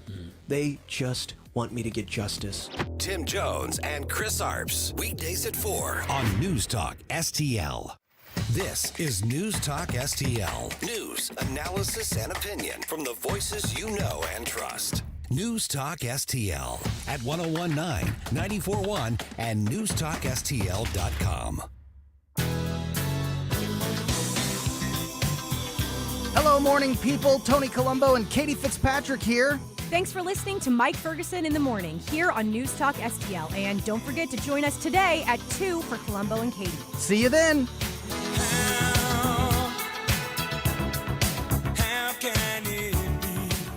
It's that liner with Tony and Katie right there. You know, Tony was off yesterday. He was just took his boy fishing. Nice. Did you see the picture he posted? No. Oh, no. Holy crap, did he catch a huge fish? Oh, did he? Good for them. Oh, geez. Okay, that's pretty awesome. Tony loves fishing. Yes. Now, Tony loves that's his doing jam. radio, but if Tony could be fishing all the time, that's what he'd do. We'd never see him. Yes, he'd be a professional fisher. All right, good. Okay, kiddos as young as 5 are suing a state over climate change, and they get a win in court yesterday. I mean, I don't know, between episodes of Blue's Clues or something like that. This is wild. 6:37 right now. I'm Mike Ferguson. Got Gabe Pfeiffer here. Got Stel Ponticus here. Don't forget News Talk STL social media. We're on Twitter because I'm still calling it Twitter. We're definitely on Facebook, and you're going to see news stories posted throughout the day as well, not just while we're doing our local shows here as well. So be sure to find us on Facebook, find us on Twitter, find us on Rumble in particular. Please subscribe so that you can stay in the loop with all of us here. Okay, bizarre. This is a bizarre case in Montana. Some young activists, when I say young, we're talking some of them were 5 when they put their name on a lawsuit against the state of Montana. This is so crazy. It is bizarre. And on Monday, a Montana judge said that the state was violating a constitutional right of these children to their right of a clean and healthful environment by allowing fossil fuel development in the state. It is so crazy. I don't know where they came from with this stuff. Gregory Wrightstone's with the CO2 Coalition. And Gregory, am I reading this right, that these children got a victory in court suing by claiming that state officials are allowing climate change to happen? You're right about that. It's really just a travesty of not just of justice, but it's an assault on science. They didn't look at any. The defendants in this did not post a defense confronting the bad science that was in this law. They alleged all these horrible things going on in Montana. And because of that, we, as you know, I'm executive director of the CO2 Coalition, and we're doing a series of state and regional initiatives. And we when this was launched, we looked at Montana. We'll have a report coming out soon. And we actually looked at what was in the lawsuit of what they're alleging, the bad things that they're alleging. They're alleging water pollution, that water levels are lower, that a whole litany of things that are going wrong in Montana. And we've systematically gone through and looked at the data to show that they're absolutely incorrect. So the basis of the lawsuit is what we're fighting. They're saying that the Yellowstone River is the water levels. There's a whole series of these things we're looking at. We went and looked at the Yellowstone River to find that the water levels go up and they go down. It's been doing that for as long as we've been keeping records. The other things when they talk about droughts and heat waves, they're just fallacious. They're factually incorrect. And we'll be posting our newsletter that'll go out later today. Is going to expose a lot of this. We don't have the paper ready to go out, but this needs to be confronted, and we're just the people to do it because we've actually done the research into the science that disputes what they're saying. Again, the defendants they didn't fight the basis of the suit where it should have been fought, and they should have fought saying that their science they were basing this on is just wrong, and it angers me. It really does. Good morning, Gregory. Gabe Pfeiffer here. So it also sounds like in order to present standing, in order to defend their idea of having standing, the kids had to prove some sort of harm from all of these things that actually you are saying scientifically didn't happen. So what sort of harm were they claiming in this lawsuit? Well, there were heat wave related deaths. There were degradation of the water. I don't have the material right in front of me. We've got our new science and research associate that's working on this. This came in. This just happened. Sure. Really. Yeah. You're coming at it cold. Well, it is. I have just. I'll be talking with Byron later today, and actually, he's an interesting case. He's got a PhD in chemical engineering, and he was one of the top CO2 sequestration experts in the world. He's written dozens of papers, lectured around the world on how you remove CO2 from the atmosphere. He got our material. He started learning. He talked to our chairman, Will Happer, and he came to me and he says, Greg, he says, this what I'm doing is wrong. And he says, I want to come work for you.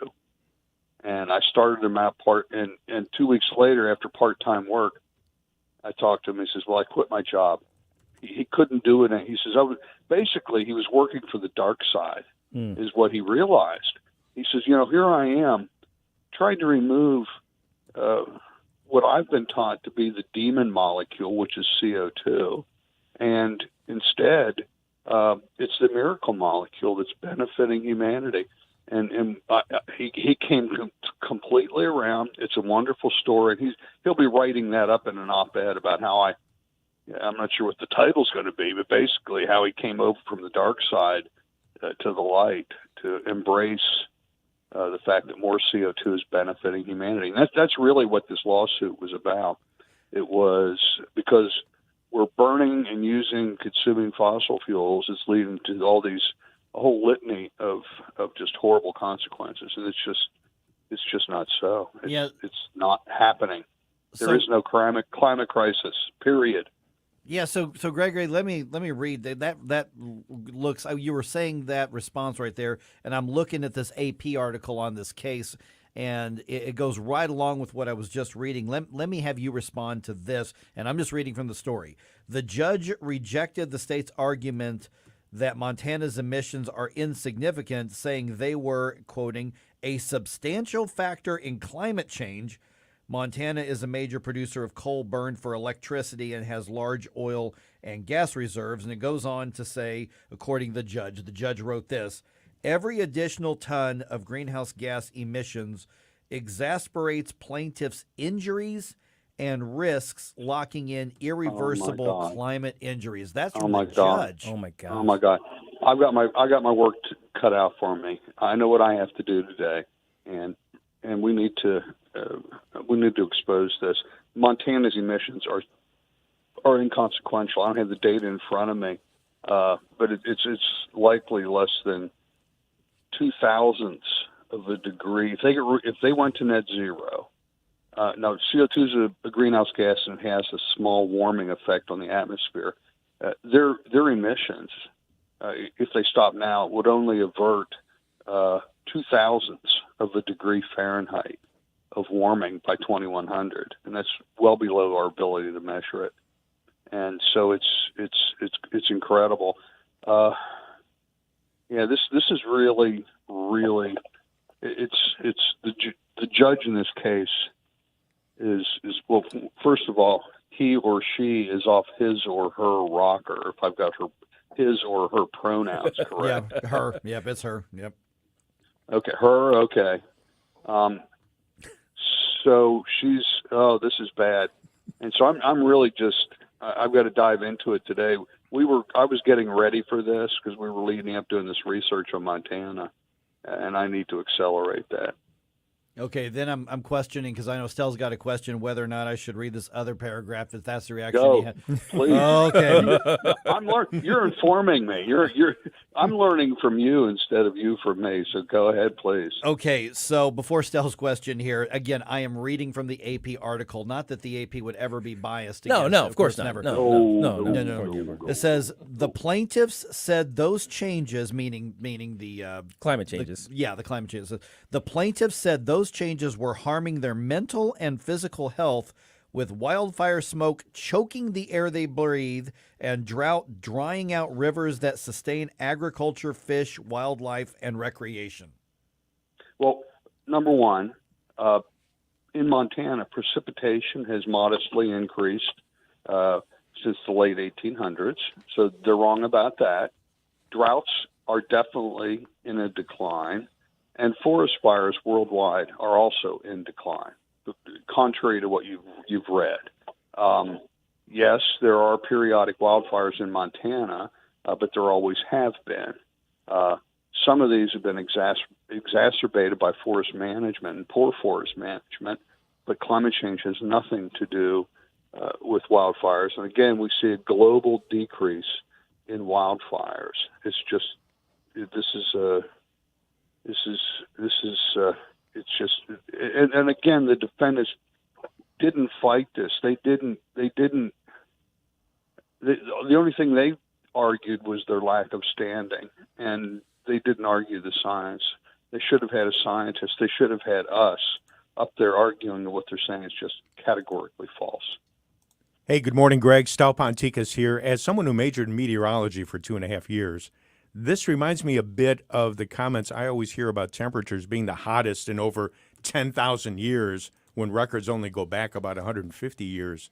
And this whole Montana situation kind of has the same feel to it. Would you agree with that?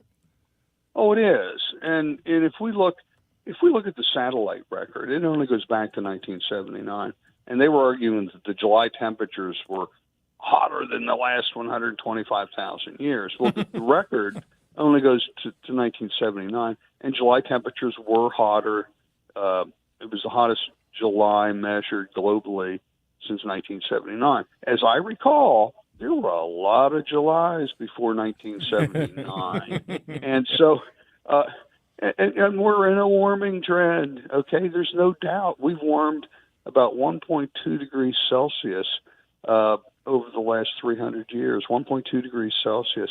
So, yes, we should be seeing progressively hotter, or not hotter, but slightly warmer temperatures, and we are. But the fact of the matter is, discounting that July temperature, there's been no increase in the satellite record since 2016. It's actually slightly declined. Temperatures have. We're not quite sure what was contributing to that July record. We do know. I'm not certain, but I believe that there was a warming in Antarctica during July. Okay, now by a warming, it got from minus 70 degrees Fahrenheit to minus 30 degrees Fahrenheit. All right, still 62 degrees below what it would take to melt any ice for a period. And so that they include that data in the global temperature record. So that was driving part of this. The other part of this is a natural force called El Nino. It's a Pacific Ocean event that periodically drives warming. The big ones, there were peaks. There were really hot years, like 1998 and 2016, both driven by El Nino. And we've got an El Nino going on right now. So this might be part of these. These are naturally driven events that might be driving these temperatures. Gregory, based on the judge's words, the climate change is presupposed. A whole lot of things are presupposed. That catastrophic climate change, that CO2 is the driver, and that human activity is the thing that's driving all the CO2. Would you possibly see this? Could you possibly see this lawsuit as an opportunity to debunk all of that stuff in court? Absolutely, that's what we intend to do, and we have filed here at the CO2 Coalition. We're the preeminent scientific source to debunk. We're the preeminent scientific source and group that is pushing back against this notion of man-made catastrophic warming. In fact, just last month we added Dr. John Clauser to our board, who is the current Nobel laureate in physics, 22 Nobel laureate in physics. This is the quality of people we have on as part of our group. And so we push back on this. We filed amicus briefs. We filed comments most recently against the EPA power plant emission rule, where they're going to it's that rule by the EPA is going to force closure of every coal-fired plant in the United States. Oh gosh! And many of the natural gas-fired plants won't be able to do it either, because they're going to be required to capture the carbon, the CO2 that's coming out. All right. Hugely expensive. All right, Gregory. We're a little heavy on the segment. What's the website, social media people can connect with you and actually get this information that they're not hearing? Because you look at the article, like Gabe was saying, they're presupposing all of the narratives as fact. Yeah, CO2coalition.org, CO2coalition.org. I will have our our analysis of this up later today. Subscribe to our newsletter. It's always interesting, and you always will be glad you received it once a week. So co2coalition.org. And if you have children, you're homeschooling, co2learningcenter.com for our science and lesson plans. co2learningcenter.com. And Inconvenient Facts is a great book, great resource. There's also an app with tons of information. I suggest listeners get into. And my new book, soon to be released. Oh, A Very Convenient Warming. Okay. How modest warming and more CO2 are benefiting humanity. Oh, okay. Okay. We'll Great. be looking for that. Yeah, and we'll have you back on. We'll talk about that once it hits the shelves. Thank you. All right. Thanks, Gregory. Gregory Rystone from the CO2 Coalition. All right. 314-912-1019. All right. I need to take a breather, guys. Yeah. Somebody on the internet said, send us your unpopular opinions. Okay. We're going there. I'm going there. Okay. I've got one. Let's go. All right. You guys have one? I got one. All right. We'll do that just ahead right here on 1019 94.1 News Talk STL.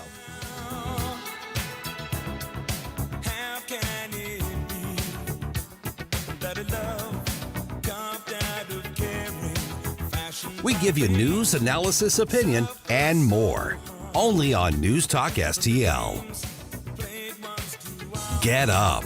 It's Mike Ferguson in the morning. Making mistakes is a part of life's imperfections.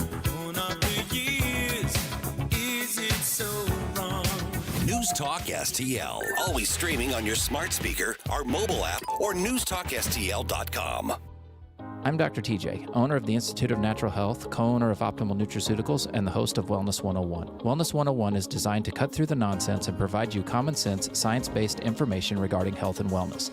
On the show, we discuss topics like thyroid health, gut health, hormone optimization, and many others. Our show airs Saturdays at 10 a.m. and 2 p.m. and Sundays at 11 a.m. and 3 p.m. right here on News Talk STL. For more information, visit us at inhstl.com. That's inhstl.com. For $1 a day, if any covered appliance breaks in your home, we guarantee to fix or replace it. All makes and models, washers, dryers, refrigerators, air conditioners, and more. Guaranteed to be fixed or replaced for $1 a day. Call the Home Service Club now for free information. 800-399-3701. 800-399-3701. 800-399-3701. That's 800-399-3701. Classic Kicks Country is streaming now. Hear all your new country favorites from the 90s. I should have been a cowboy. Streaming as it happened in the 90s. Classic Kicks. Let's go, girls. Download the Classic Kicks app from the App Store. Online at ClassicKicks.com. I'll go back. Or enable the Classic Kicks skill on Alexa. I love this station. 90s New Country streaming now. This hour of Mike Ferguson in the Morning is brought to you by Stifel. Request a portfolio review from your Stifel financial advisor at stifel.com. That's STIFEL.com. Hi, it's Dan Bongino here, and I'm proud to be on News Talk STL every weekday from 11 to 2. Right now, you're listening to Mike Ferguson in the Morning.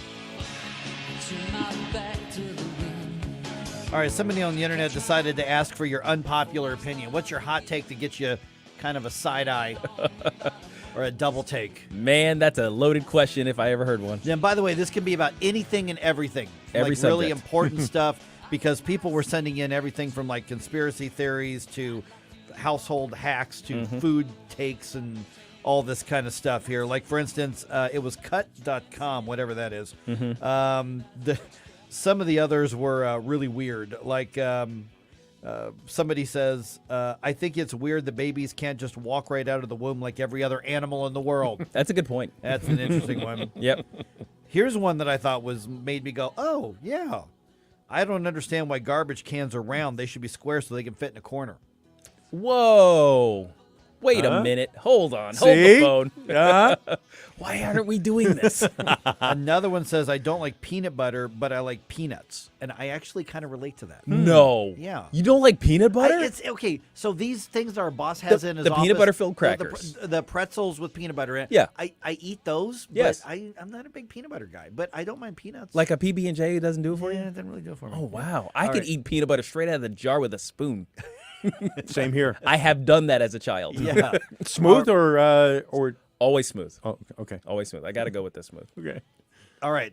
What's your unpopular opinion, Gabe? Okay, this is actually a big one. You might have to chew on this one. I think that the birth control pill has been a net negative for society. Interesting. Mm-hmm. There are positives, obviously, Right.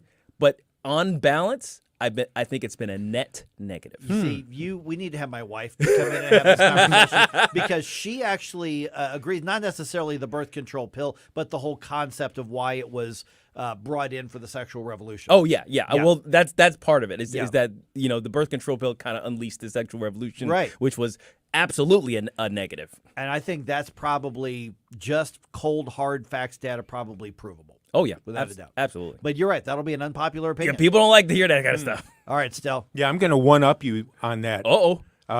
Toilet paper should always go over, never under. Oh, yeah. Okay. I think that's a popular opinion. I agree. There's an easy way to remember this. Yeah. Mullets are bad, beards are cool. That's true. That's how you remember. You don't want the party in the back. That's right. You want the face makeup Yes. in the front. Okay, mine, Man makeup. and I will die on this hill, Okay.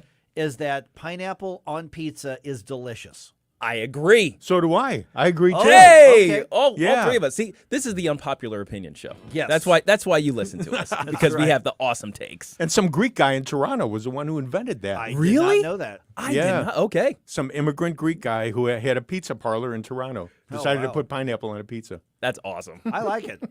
Only in America. I tried not to eat hot dogs, but ketchup and relish. I have people look at me like I've committed a crime when I do that. No, now we got a problem. Yeah. I think. All right, let's talk about indictment against Donald Trump. Got another one. Let's do that at 7:05. All right, I had my breather there. Never paint again. This is Darren, owner of Rhino Shield. Want to eliminate painting your home, business, or church? Call the experts at Rhino Shield. Rhino Shield is a revolutionary ceramic wall coating to regular paint and vinyl. Perfect for aluminum, steel, unpainted brick, block, stucco, ephes, drive-it, cement board, and wood sidings. Rhino Shield eliminates wasting time and money painting year after year. Our ceramic coating deflects 90% of the sun's UV rays and 100% of the moisture. Our clients want affordable protection with the elimination of maintenance. Rhino Shield protects your biggest investment while maintaining your architectural features and gives you the curb appeal you deserve. Make your home great again by working with the Rhino Shield experts. A+ rated with the BBB. Call 877-25-RHINO, 877-25-RHINO, or 877-25rhino.com. See what we did there? Genius. Tell them, ladies. Go Rhino Shield. Never paint your house again. Rhino Shield. KLGY HD3 Clayton, K270BW Bellefonte, KNBS Bowling Green. This is News Talk STL at 1019, 94.1, and always streaming at newstalkstl.com. News this hour from townhall.com. I'm Rich Thomason. Well, if it's true that what's past is prologue, then this could be more fuel for former President Trump's surging poll numbers. Mr. Trump indicted again, this time in the blue bastion of Fulton County, Georgia.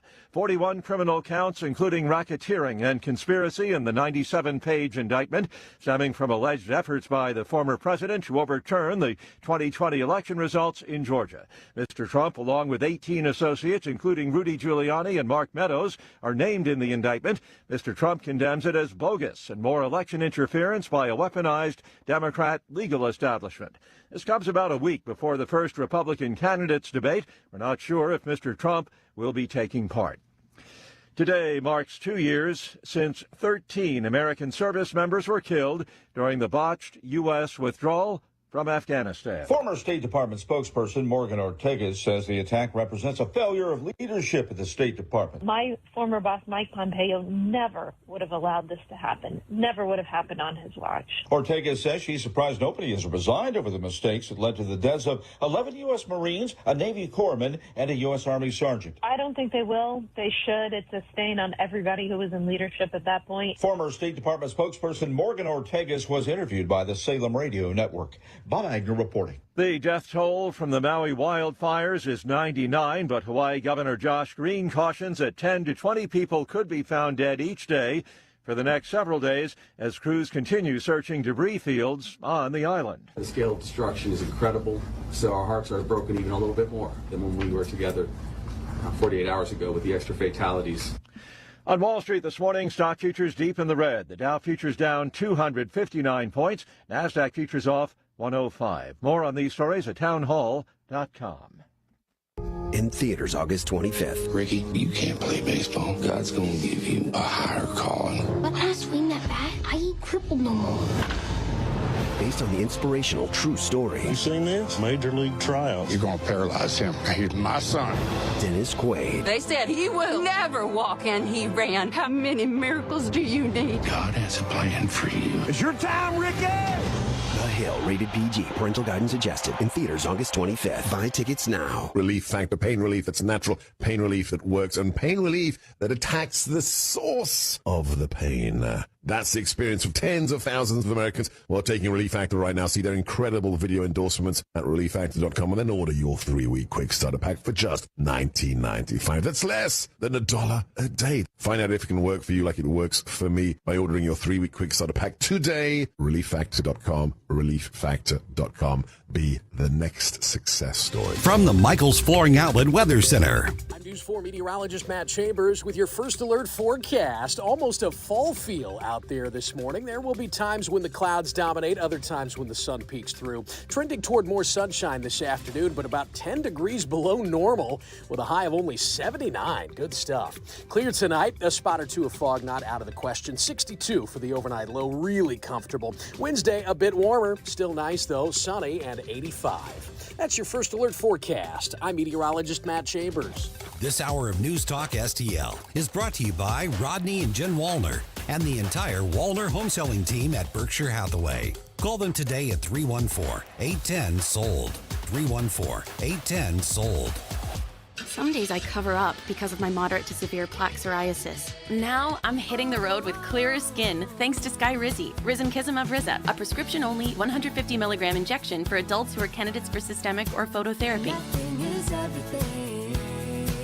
With Skyrizi, 3 out of 4 people achieved 90% clearer skin at 4 months. And Skyrizi is just 4 doses a year after 2 starter doses. Don't use if allergic to Skyrizi. Serious allergic reactions and an increased risk of infections or a lower ability to fight them may occur. Before treatment, your doctor should check for infection and tuberculosis. Tell your doctor if you have an infection or symptoms such as fever, sweats, chills, muscle aches, or cough, or if you plan to or recently received a vaccine. Thanks to Skyrizi, there's nothing on my skin, and that means everything. Ask your doctor today about Skyrizi, the #1 dermatologist prescribed biologic in psoriasis, and visit skyrizi.com or call 1-866-SKYRIZI to learn more.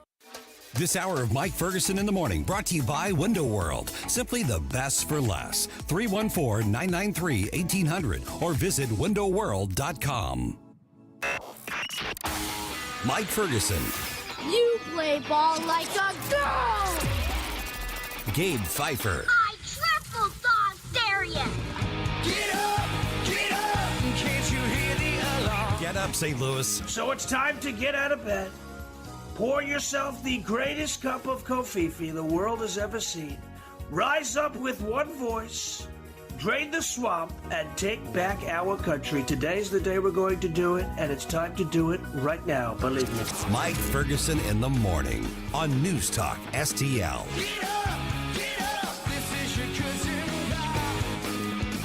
All right, you just heard about it on the national news in that information segment. Donald Trump now faces more criminal charges, this time in Georgia. Let's talk about how we talk about it. I think at this point he gets one free. Is that right? That's it's like right. You get, He's hitting the punch card. Yeah, you hit the punch card. Exactly. You get a free indictment. By the way, on the Rumble chat box, Gabe, Donna Coffee, she says, Gabe, I've done that as an adult, meaning eating peanut butter with the spoon from the jar. So gosh, you did it as a kid. Yeah. Donna Coffee says, no, I did it as an adult. So okay. To be fair, the only reason I haven't done it as an adult is because my wife. Okay. Okay, still ahead here. It has happened again. Another case of someone needing help after shots are fired and they can't get through the 911 system. Can you imagine? Shots are firing, people are screaming, you're calling 911 and you can't get through. That happened again. What's even sadder is my response at this point is typical. Yeah. So 7:20. Holy crap. We'll talk about that as well. All right. Overnight, another set of criminal charges against Donald Trump were unsealed. This is the one I've been telling you about for weeks. Yeah. I've been saying, watch Georgia. Something's coming in Georgia. Something's going to happen there. It's been brewing for a while. It has. And I've been telling you about it, and it's here. And so overnight, those charges were announced. The district attorney there is named as Fani Willis. And here's part of the press conference that she had announcing these charges last night.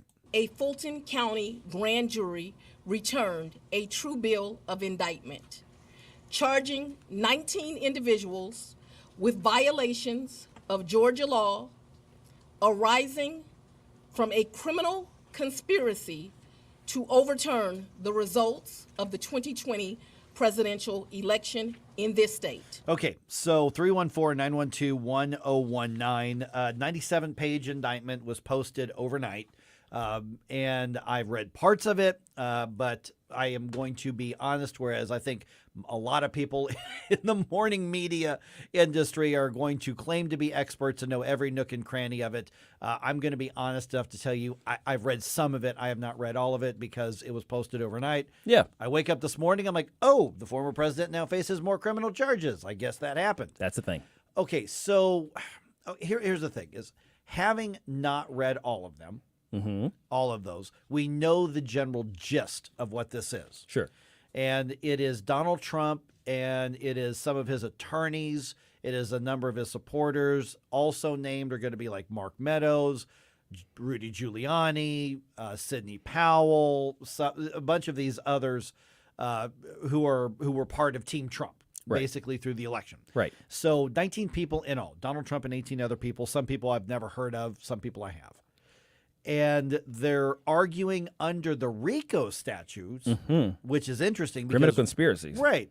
RICO is the set of laws developed to go after the mob, go after, the Al Capone types and the Bugsy, Malone types. And all the, that's who RICO, that's what RICO laws were set up to do, is go after organized crime. And that's the structure that they're going after Donald Trump with. So before we get into what we know, Gabe, let's talk about the talking about it part. Talking about the talking about. Here's what I mean by this, is that there are a lot of different things that can be true at the same time. Okay? Right. The last set of indictments in the Washington, D.C. court, complete nonsense and BS. I think that, even some left-leaning activists and pundits like, they seem like, our people are swinging and missing on this. Okay, Yeah. So that's what's happening there. Now, this is dealing with the election, but that other one had more to do with trying to, blame Donald Trump. January 6th on him. Put January 6th on him. Now, this is a separate case than what's happening at Mar-a-Lago with separate accusations. Right. In New York, you've got a case of the payoffs to Stormy Daniels as well. That's another set of things. Right, and that's a bookkeeping thing about it, whether or not it came from the campaign or something like it. Or was on behalf of the campaign. campaign. Of the campaign. Right. Yeah, we know that the payments happened. Sure, but, yeah. It's whether or not it was criminal and all that kind of stuff. So, and then, of course, you've got the civil suit with E. Jean Carroll and all of these type of things. Right. So you've got all of these different cases right here. So let's talk about what can be true. Okay. Is that media and the legal establishment and everybody in there, that there are people out there who think that Donald Trump commits a crime by getting up in the morning and breathing. Yes. He said, "Good morning, everybody." He's like, "Liar, you go to jail." Racist, MAGA, Yeah, exactly. Okay. Those people. This is where I might get under a few people's feathers here. There are also people who could in person watch Donald Trump club a old lady in the middle of the street with a baseball bat and then get upset and say they're out to get him when he gets arrested for assault and battery. Right. There are some people who just refuse to think that he is capable of doing anything wrong. He's got this almost messianic image to some people. It's unhealthy. It's bizarre. Listen, I've seen it. Yeah, I'm also saying that you can be a strong supporter of him and his policies and not be like that. Right, yes. So we're talking extremes here. Right. That's what we're talking about. I'm not talking about somebody who simply says, I liked him as president. I'm going to vote for him again. That's not what I'm saying. There are some people who are so caught up in he can do absolutely nothing wrong. So those two extremes of people, don't bother talking to him. Right. There's just no point. Right. You're getting nowhere with them. It's a waste of time and breath, and all you're doing is adding that evil CO2 that Gregory Wrightstone earlier kept saying we need more of. Right, exactly. So let's talk about what to talk about. So here's what it comes down to, is that what they're saying is that Donald Trump and his team illegally tried to change the certified results of the Georgia election. That's what the accusation is. Right. We know that there was a phone call that became infamous between him and the Secretary of State, among some others, where he said, I need you to find me those votes, 11,000 some odd votes. Right. That sounds really bad. Is that what he meant? Yeah. And the burden of proof is going to be on the district attorney of that. Yeah. And then there are other, accusations out there. Some of these are probably going to be nonsense and others need to be looked at. I don't know if Donald Trump did it or not, or if his team did it or not. But I do know that we're probably not going to have an intelligent conversation of it on a mass scale. No, on a mass scale, we're really going to have the, and it's like this on almost every subject at this point, really, is the extremes yell at each other, and the rest of us kind of say, well, or we just kind of, just watch the show and see what happens at the end. Right. Yeah, and with this one right here, I am going to reserve judgment. My initial impression is that this district attorney is another probably fairly far left. I don't know anything about her personally or her career, but it looks like she's fairly far left, and she's jumping at the chance to go after a political enemy. She's part of the get 'em up. It looks that way. Yeah. Now, at the same time, does that mean that everything in there is definitely not true because she's biased? Well, maybe not. Two things can be true at the same time. Right. So I don't know. So what I'm saying is, for everybody who's, considers yourself part of the MAGA political movement, the MAGA social movement, you're on Donald Trump's, Trump train for the campaign.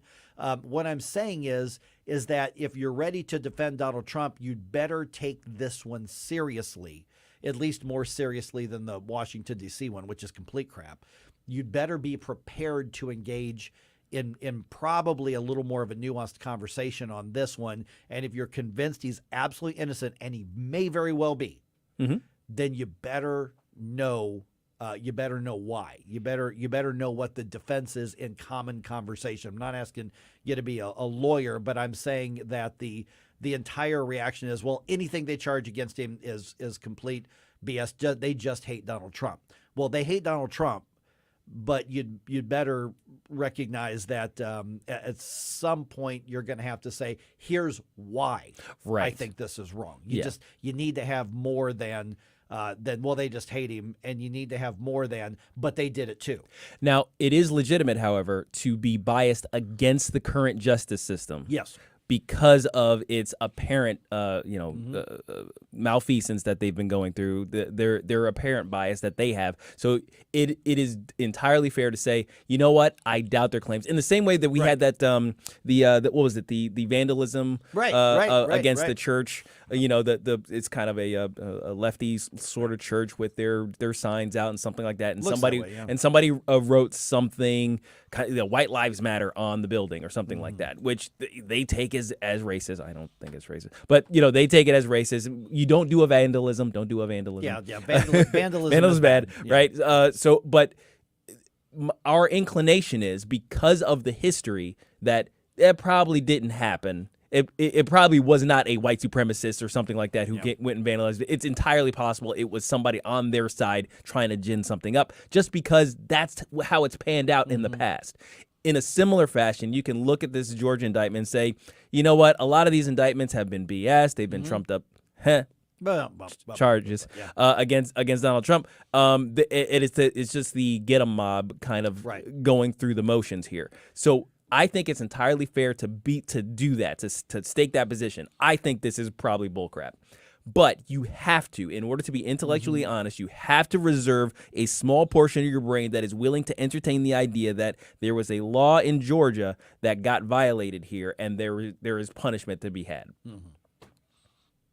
All right. So the other part that I'm looking at this as well is the district attorney says she wants a trial within 6 months. Which is crazy. Which is crazy for something like this. It's wild. Secondly, she wants to try all 19 people together. So you survive or you fall together.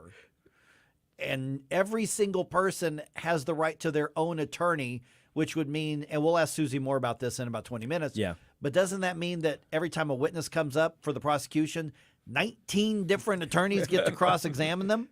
It almost sounds like she's forcing the 19 attorneys basically to form a team to handle all 19 of the indicted. So it's Which is unconstitutional. You can't do that. Yeah, and so against basic laws of how you run courts and trials. Also, it's dumb. I mean, Yeah. just think about a room packed with 19 defendants and 19 lawyers, and oh my gosh, the craziness that would go. And each of those lawyers would have necessarily a right to speak during the proceedings, during every inch of the proceedings. Right. So it's like she's asking for a circus.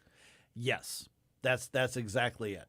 You know, and listen, I get it. What I'm supposed to do is come out swinging and saying every bit of this is untrue. It might be. I don't know. You know, but I'm going to be honest enough to say I don't know yet. I haven't read it to form an opinion. But at the same time, I'm going to reserve judgment on this particular one, whereas the last set was pretty obviously just political BS. Yeah, and we read that one, so we knew Yeah, we knew right. that, we saw the Yeah. BS really pretty Right. clearly. So Yeah. so when we get a chance to read it, we'll determine the percentage of BS. Yep. All right, 314-912-1019. Just ahead, it happened again. Somebody calls 911. They can't get through. When is this going to stop? Not anytime soon. Got the update on that story, and then we're going to talk to Susie more about the Trump indictments and what we know and what we don't know right around 7:35 here on 101.9 and 94.1 News Talk STL. Like and subscribe to us on Rumble. News Talk STL. Get up. It's Mike Ferguson in the morning. Before you blow us all away. Get up, can't you hear the alarm? Get up, this is your cousin car. Get up, what are you waiting? When you've got something to say, be heard loud and clear. If they'll just do what they were voted in to do. This party needs to get a backbone. They need to get some spine. Join the conversation. St. Louis's place to talk. The Democrats and the Republicans can give us all the lip service they want, but what they need to do is take action today. 101.9 and 94.1. You know, you have to take a stand sometimes. This is News Talk STL. News, analysis, and opinion. Columbo and Katie. Shares of Hawaiian Electric tumbled as the questions loom whether the utility company's equipment played a role in the deadly wildfires. We'll speak about this at 2:25 on Tuesday with Crane Durham.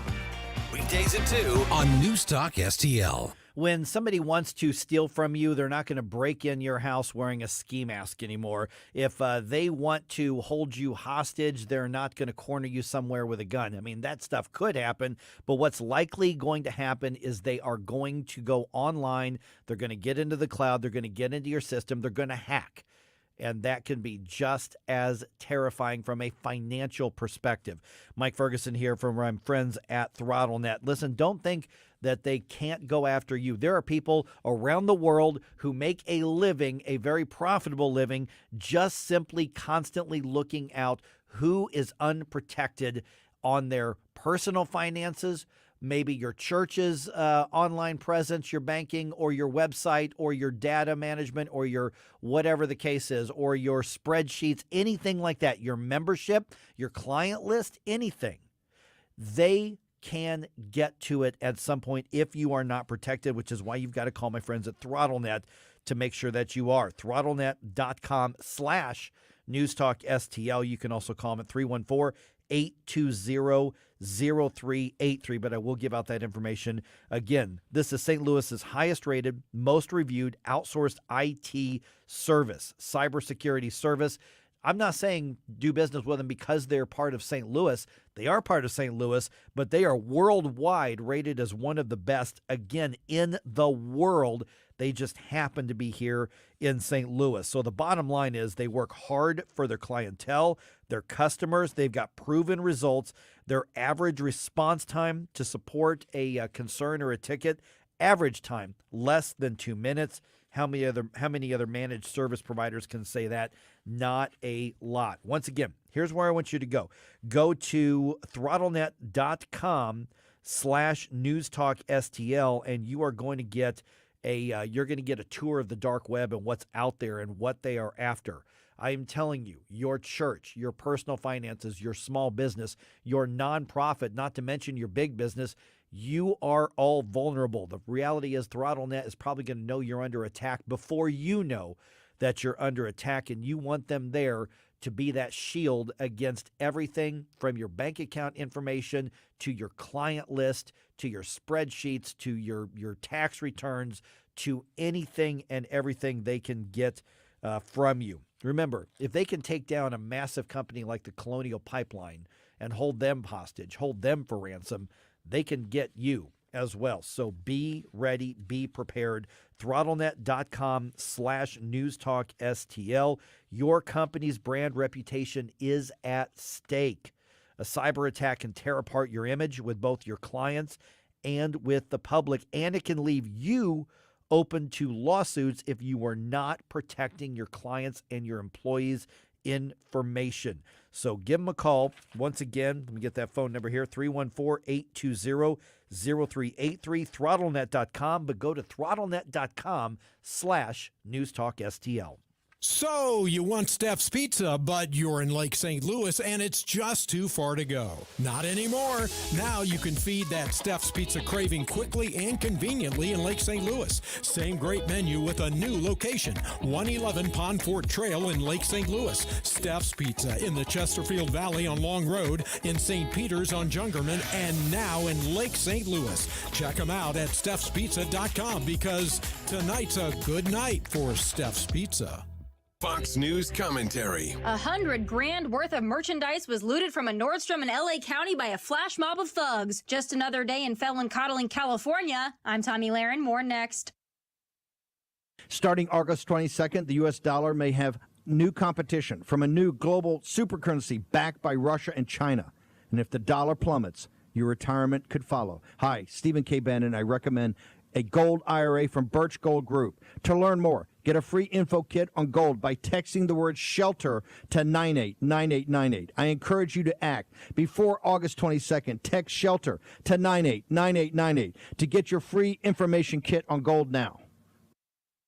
California has become a place for the very rich, the very poor, and those who steal from the rich and the poor and call it social justice. This past weekend at the Westfield Topanga Mall, about 50 looters ransacked a Nordstrom flash mob style in broad daylight. They were even reportedly toting bear spray to fend off any security guards that may try to intervene. This is the second flash mob style coordinated theft effort in LA County in 2 weeks. A couple weeks ago, a group ransacked a St. Laurent store in Glendale, California, stealing around $300,000 in merchandise before taking off in 20 separate getaway vehicles. LA has re-upped their no cash bail policy, which did away with bail for anyone charged with a misdemeanor or nonviolent felony. So expect more headlines like this one. And if you're able, get out of these blue city hellholes as fast as you possibly can. I'm Tommy Lahren. News, analysis, opinion. It almost seems common sense, but, alas, common sense isn't so common these days. News Talk STL.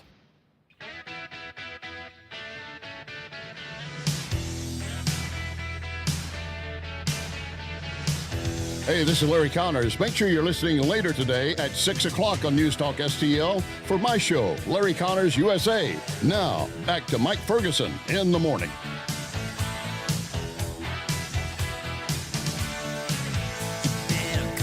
All right, 10 minutes from tonight now, we got our friend Susie Moore from redstate.com going to be with us to go over the Trump indictments.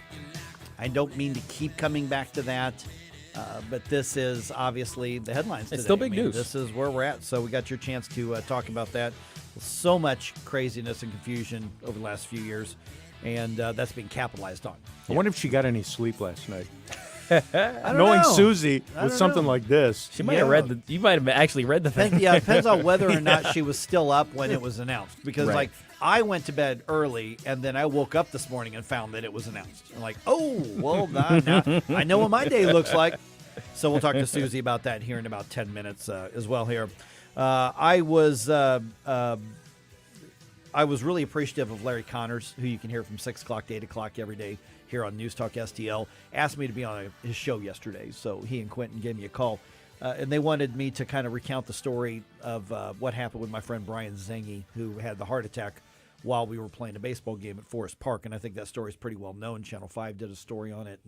And Channel 5 and the reporter Christine Byers, man, she is all over this 911 thing. I mean, she is not letting up. And little birdies are telling me that they are not happy with her at City Hall, which means she's over the target. Yeah. So there's another case on Sunday night. I believe it was Sunday night. Late Sunday. Shots fired in downtown St. Louis. Shots fired. And the people who called 911 said there were dozens of calls. It was just a gunfight. Sure. And a couple people got hit. Oh, my gosh. And so the woman in the case, Elizabeth, she yells at her boyfriend who was visiting there. And they heard screaming, so they started to call 911. They tried to call 911 twice. Nobody answered. That's wild. In the middle of a shootout, right? Yes. You know, we got bystanders in the middle of a shootout. They call 911. This is what you're supposed to do, right? This is what they tell you. If you're caught in a mass shooting, you go hide someplace and you call the police. Yeah. And they do have, like, if it's this kind of emergency, press this. If it's, so they've got a phone, They got a menu. which I did when Brian was in cardiac arrest. A phone tree menu. Phone tree, and but I still with mine, it took several minutes, and it took several minutes here. So Channel 5 story says they did try to call the automated system, which asks you to push a number. It's a stopgap measure while the city is short on dispatchers right now. And Elizabeth, the woman who was interviewed for this, she said, I even pressed 3 and just waited for another good 5 minutes until I finally hung up and then eventually tried again. Oh, my gosh. 5 minutes is enough for dozens of people to be hurt. Right. At least 3 families in different instances have been on hold while somebody died. Now, I don't know if that includes our situation because we weren't, family. We were teammates and friends with Brian. I don't know if that includes this or not. And so police, according to this story, arrived 15 to 20 minutes after she started trying to call 911. But I will tell you that the initial reaction from the City Hall was to say, we were there within 11 minutes at Forest Park, which is complete and utter crap. That is a lie. They were not, and we've proven that with the phone records. And so the bottom line here is that we've got another case where you cannot blame the police officers. No. Because if you can't get through to 911, the dispatchers don't get the information. They can't get them. I'm not even saying that this is the problem with the dispatchers. The problem is they don't have coworkers surrounding them to the numbers that they should. Right. I mean, I kind of imagine that the dispatch office basically you got 3 people on shift and the phones are just constantly ringing. Right. It's like, what are you going to do? And each one of those calls is going to take a measure of time. You have to assess the situation. Who do I need to send? Fire or police? Maybe both. All of these things. Where are you? What do you do? You've heard recordings of 911 calls. Yeah. They don't take 3 seconds. No. Right? No. So then you're doing the best you can on the call that you have, and there are other phones ringing, and you just can't get to them. Even if it is the complete moron who's calling because they're angry that they, for instance, Larry used an example. He said, then you've got your morons who are mad because they didn't get all their tacos in the drive-thru at Taco Bell. Yeah, we've seen those too. We've seen that. But even those, they can get rid of those reasonably quickly, but they can't get rid of them that minute or two they're on. That person thinks, sir, this is not an emergency. Right. At that time, there's still other calls coming in. And St. Louis has millions of dollars available through unspent ARPA funds and through the Rams and NFL settlement. They don't know what to do with it. Yeah. They're trying to make up new programs to last forever, as opposed to supporting the system that they are basically required to do, and is hurting people because of its lack of resources. Right. And now we're starting to see some of the leftist figures saying, we're going to have to spend more money on this. Yeah. Rashid Aldridge, who's now an alderman, he used to be a state representative. He says we got to bump up the pay from $39,000 up to $48,000. $39,000 is basically slave labor. I mean, I'm obviously being hyperbolic about it, but think about what you have to deal with as a 911 for operator. a high-skilled position in a high-pressure situation. Yeah, absolutely. So he says it should be at least $39,000. Yeah, he says it should be at least $48,000. I'm fine with that. That's fine. I'd bump it up a little higher, but I'd clear 50. But yeah, look at what the market's calling for. Yes, I've had one St. Louis County councilman tell me, says we're having trouble recruiting too because the pay is just not as competitive, but we can't, overpay. Right. But they're still staffed reasonably well, but Right. they see a problem coming down the road. Yeah. But in St. Louis, they're acknowledging that they're 30 to 40 dispatchers short. Oh my gosh. They've literally dozens, which means they've neglected it for years. And at some point, the critical mass happens, and it's happening right now, and people are dying. And now they're saying, well, I guess we better do something. It's so stupid. I mean, apparently they've been kicking this can down the road since Yeah. forever. So 40 short, 40. Between 30 and 40, because they've got some dispatchers that are for police and some that are for emergency, medical, fire. Stuff Right, like general that. fire. Okay. And between them, they've got they're 30 to 40 short that they acknowledge. Oh my gosh, that's insane to me. That's a lot of. Oh my gosh, that is negligence on the part of the politicians who are elected and the bureaucrats who are appointed. That is policy. That is a lack of leadership. That is part of the defund movement. Yeah. Period. Yeah, absolutely. Because that budget affects dispatchers as well. Solutions are right in front of people. Oh, It's going to take months to get new people trained and ready to go because there's liability if they don't know what they're doing. So they're trying to recruit now, but they still haven't done anything to officially say this is what we're going to pay. Every dispatcher in there right now gets a big-ass raise. Yes. And everybody else coming in is going to come in at this mark instead of what we were paying before. And let's get those recruitment classes filled so they can get whatever certification or whatever test they got to pass and get them on there so the more police officers, more firefighters, more paramedics, more EMTs can get to where people need help.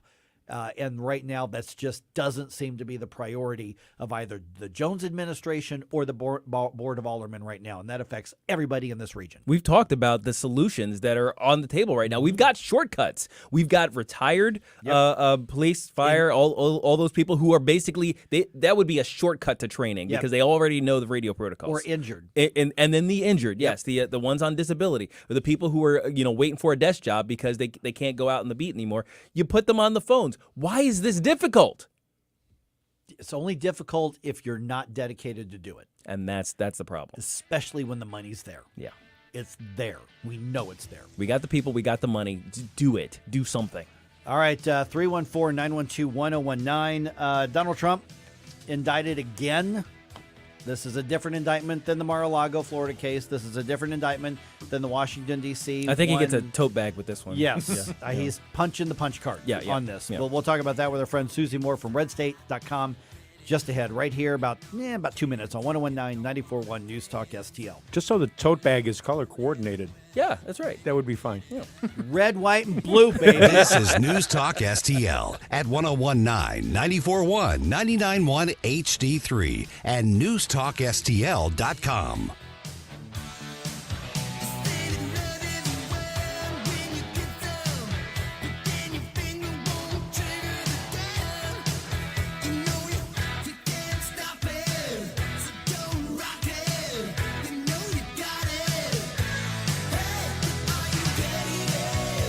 From the Michaels Flooring Outlet Weather Center. I'm News 4 meteorologist Matt Chambers with your first alert forecast. Almost a fall feel out there this morning. There will be times when the clouds dominate, other times when the sun peeks through. Trending toward more sunshine this afternoon, but about 10 degrees below normal with a high of only 79. Good stuff. Clear tonight, a spot or two of fog not out of the question. 62 for the overnight low, really comfortable. Wednesday, a bit warmer, still nice though, sunny and 85. That's your first alert forecast. I'm meteorologist Matt Chambers. Hey, Tony Colombo here for Gutter Pros. When Christine and I bought our new house, we knew the gutters were an issue, and after meeting the Gutter Pros team, we knew that they were right for us.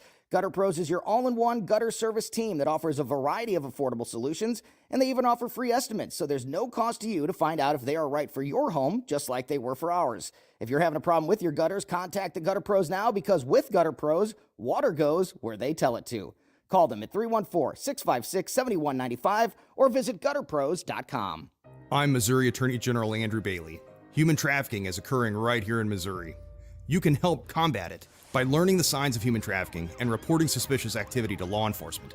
Victims may appear malnourished, show signs of mental or physical abuse, or avoid social interaction.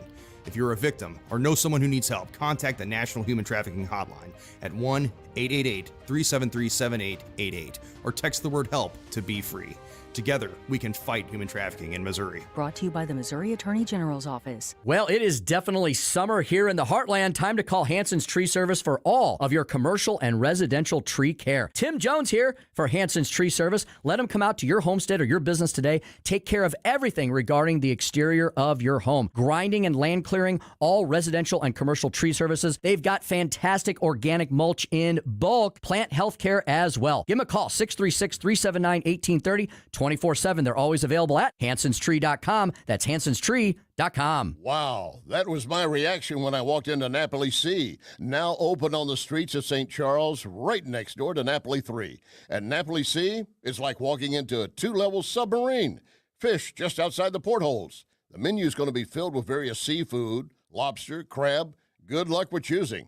Napoli C is now open on the streets of St. Charles. Join me at any Cafe Napoli. Clayton, Town & Country, Napoli 3 and St. Charles are right next door, Napoli C. Attention! This is a public notice from the Social Security Disability Helpline. If you're one of the millions of Americans who are disabled and unable to work, you may be eligible for disability benefits from Social Security. Receiving benefits is your right. If you suffer from physical or mental disability, whether you're applying for the first time or you've already been denied, we can help. We'll evaluate your situation and deal with Social Security on your behalf. Best of all, there's no fee until you receive your benefits. Remember, we only get paid if you win your case. There are many reasons and conditions that may make you eligible for disability benefits. Many of them you may not be aware of. So if you're disabled and unable to work, call now to get started with your free, no-obligation consultation. 800-797-0711. 800-797-0711. 800-797-0711. That's 800-797-0711. No big old corporate lib AM station telling us what to say here. Conservative talk for St. Louis. This is News Talk STL at 1019, 94.1. And always streaming at newstalkstl.com.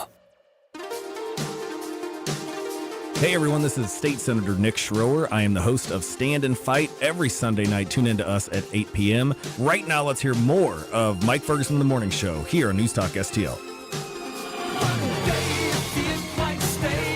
Another round of legal combat for Donald Trump. Is there anything different about this case than being the one in Georgia? That remains to be seen. News Talk STL has a great newsletter. Comes out once a week. If you're not subscribed, you're not one of the cool kids, and you want to be one of the cool kids, so subscribe to the newsletter. How's that for a pitch? Clearly. Yeah. I think that's compelling right That's there. good. Yeah. NewsTalkSTL.com. Sign up for our newsletter. It is free. That would be cool. And it includes materials that you're not going to get on the air, just special for you.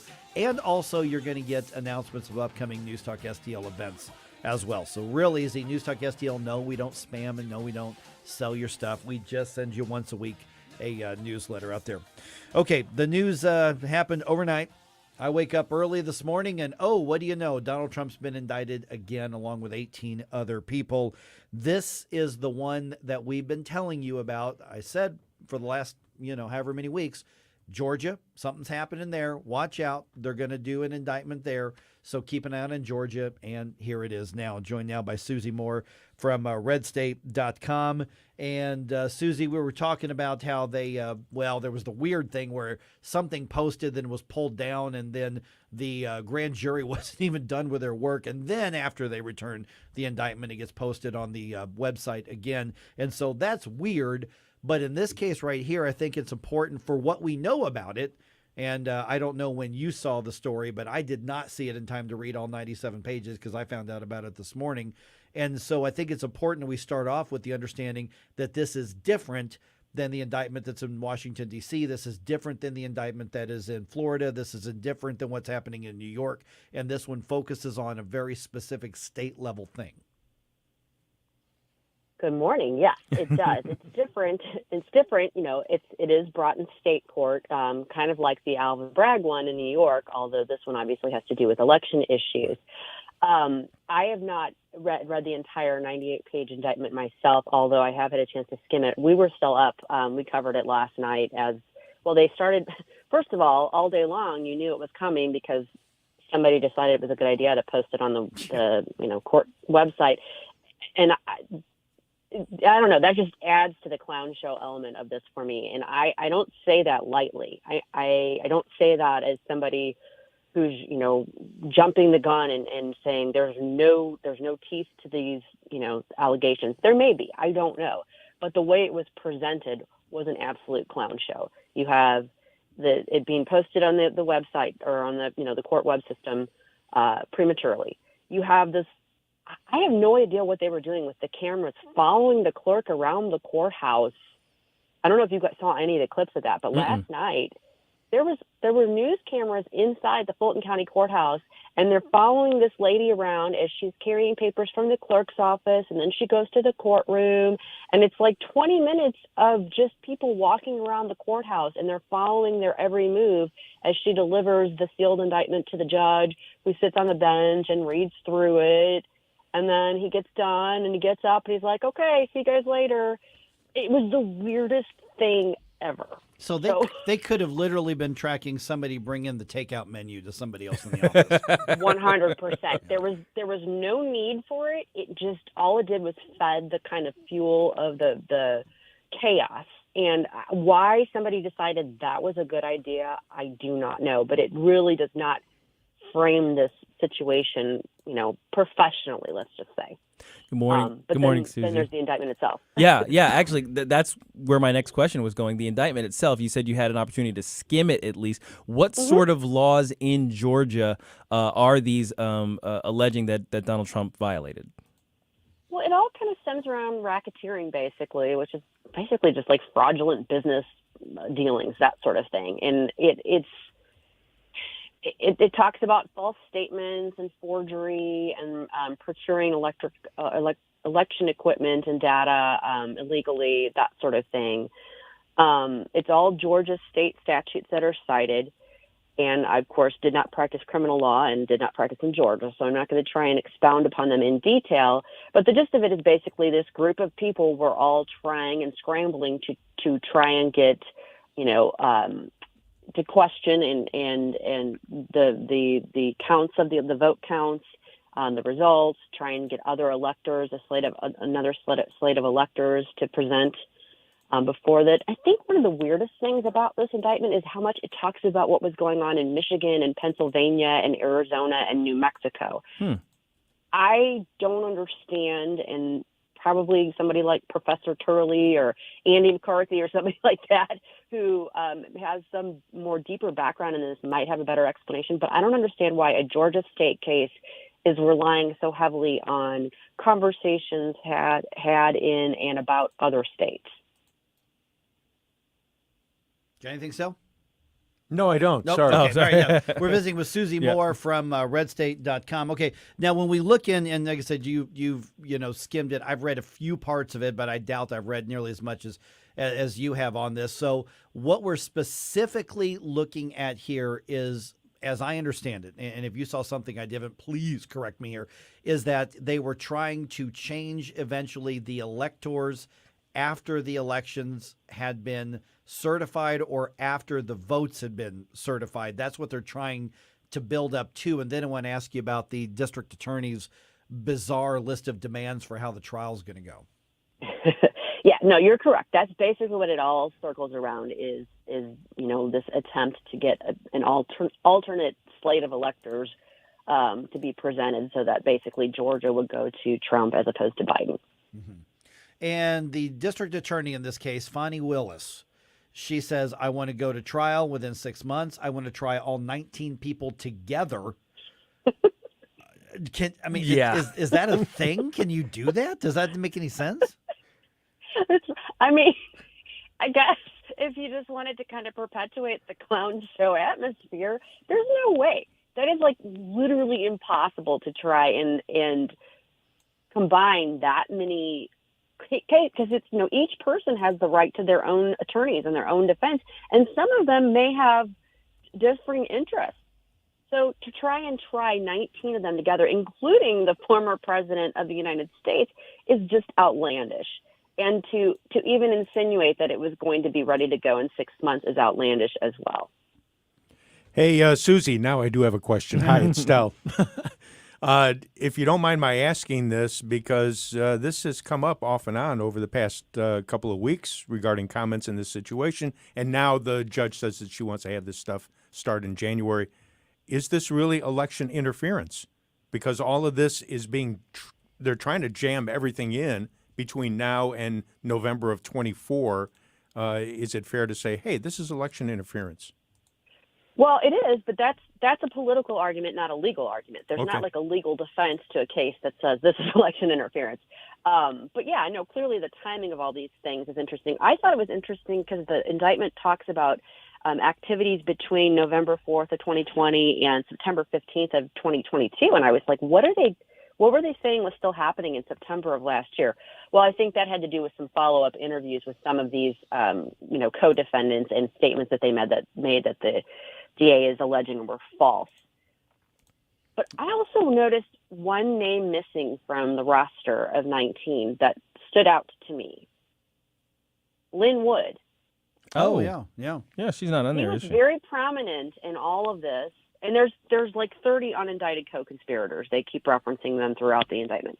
And I don't know if he's got to be somebody they talked to, though, because he was right in the thick of this. Lynn's disappeared from the scene, it seems like. Yeah. Mm-hmm. And by the way, the fact that Rudy Giuliani and John Eastman and what's her name, Sidney Powell, Jenna Ellis, yeah. The fact that all of these are named, this seems strange to me that you would also have lawyers. Is there some level of attorney-client privilege or a recognition that lawyers are working for the client? What do you take of how many attorneys are actually being charged as well? Yeah, this isn't a situation where we're talking about attorney-client privilege, because what they're alleged to have done is statements that they made to other people and actions that they took in furtherance of this alleged conspiracy. So this isn't about conversations that they had with their client as much as it is about alleged statements and actions that they took in furtherance of this, replacing the electors scheme.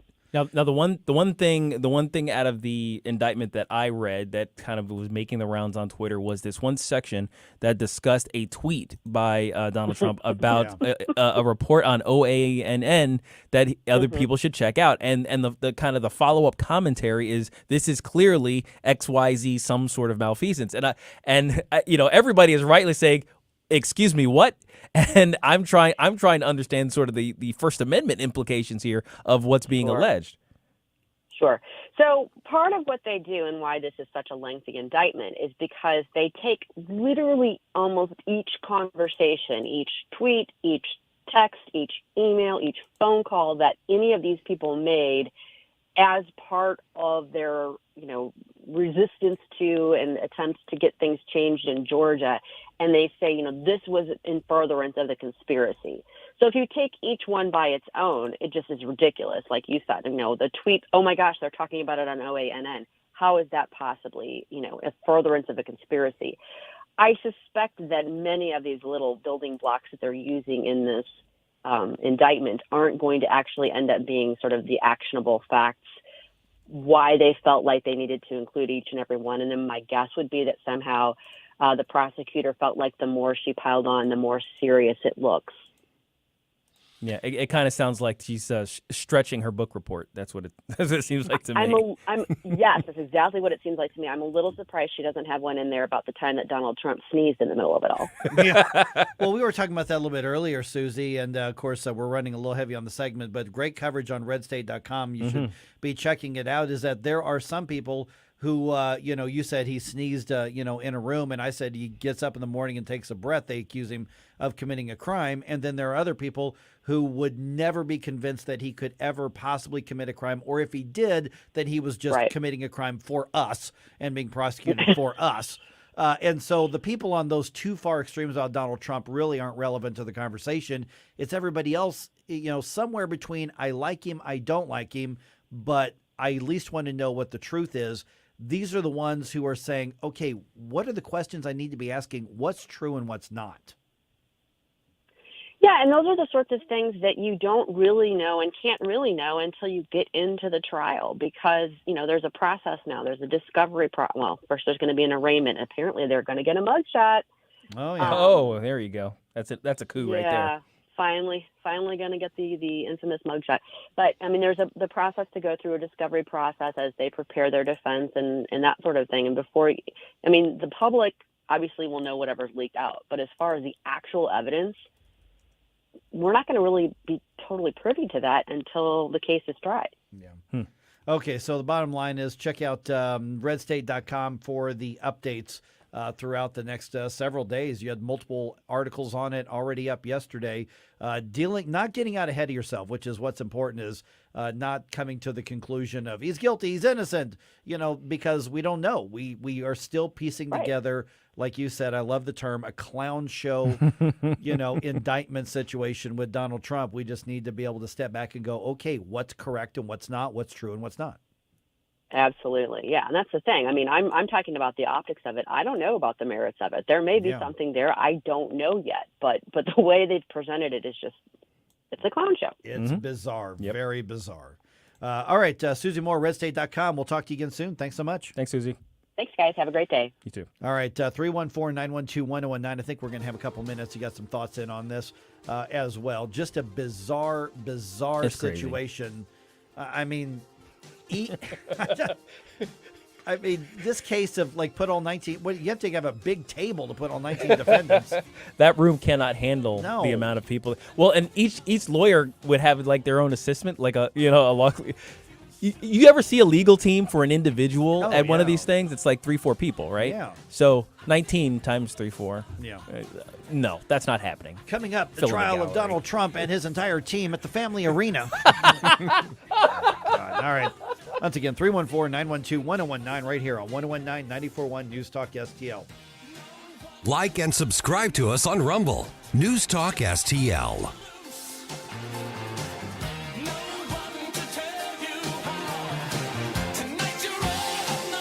Mike Ferguson in the morning.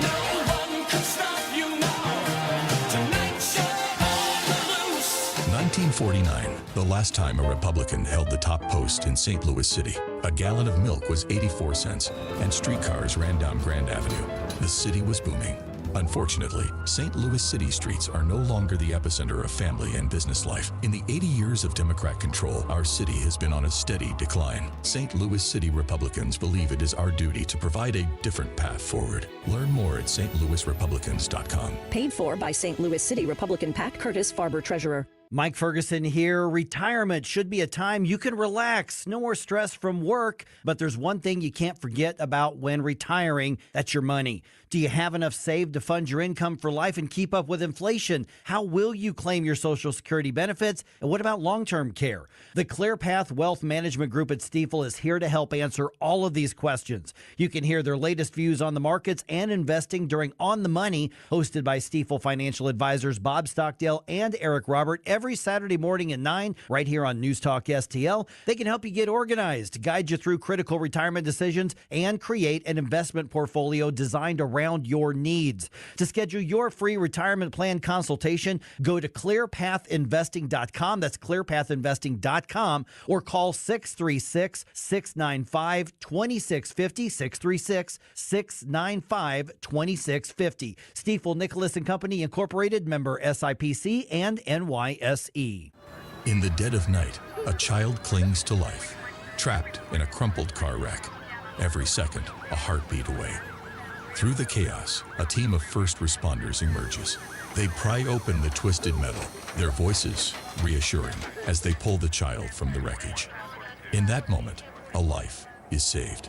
Join with the David Dorn Foundation to provide first responders with equipment needed to save lives throughout the state of Missouri. Visit dornfoundation.com now to learn more. This hour of Mike Ferguson in the Morning brought to you by Window World. Simply the best for less. 314-993-1800 or visit windowworld.com.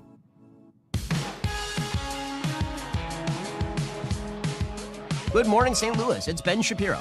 I'll talk to you tonight at 11. But right now, back to the Mike Ferguson Show on the new conservative voice of St. Louis, 1019 and 94.1 News Talk STL. Okay, just to give you a heads up, as though we weren't talking about enough things to get your blood pressure up. Yeah. You remember we mentioned this no labels thing? Yeah. Oh, gosh, what was that, 2 weeks ago, something like that? Something like that. And they've recruited Jay Nixon to be one of the Democrats to get involved with the no label thing, and Democrats got really mad. Yeah. And they are really mad at Jay Nixon because they're worried about a no labels independent candidate affecting the vote that could cost Joe Biden. A lot of Republicans are not happy about it because a no labels independent fusion candidate possibly they think could cost whoever the Republican nominee is, be it Trump, DeSantis, whoever. As well. But at 8:05, we've got the former governor of North Carolina, Pat McCrory. He is on board with the no labels effort, and so I want to have a chat with him about what this is. They're technically not a political party; they're more of a PAC, but they're exploring the idea of putting an independent on the ballot, but they haven't 100% committed to it. But they're looking into that. Yeah. And that's one of the things they got Jay Nixon to do was for him to sort of oversee what they call ballot integrity, whatever that means. Mm-hmm. So former Governor McCrory going to be with us at 8:04 because the upcoming election wasn't complicated enough. Yes. So we want to add some more complications to the whole proceedings. Right. But here's what I'll ask. Yeah. I am not sold on the idea. No. But I'm going to be open-minded. Yeah, and you've done the whole third-party thing. I have done it. I have found it lacking, wanting, and I have found it a waste of my time. There you go. And a waste of everybody's time. Yeah. Kind of, yeah. Other than meeting a few good friends over the years Sure. that I still stay in contact with and do business with every once in a while, I'm not sold on the idea. Mm-hmm. So I'm going to let Governor McCrory kind of make his case here starting around 8:05. Yep, we'll see. Yeah. Got some thoughts on that? Let me know. I'm going to watch the Rumble chat box. The guys are going to keep an eye on Facebook and Twitter as well. So should there be more choices, more viable choices on the ballot than just the big two? Let's talk about that at 8:05 here on 1019 and 94.1 News Talk STL.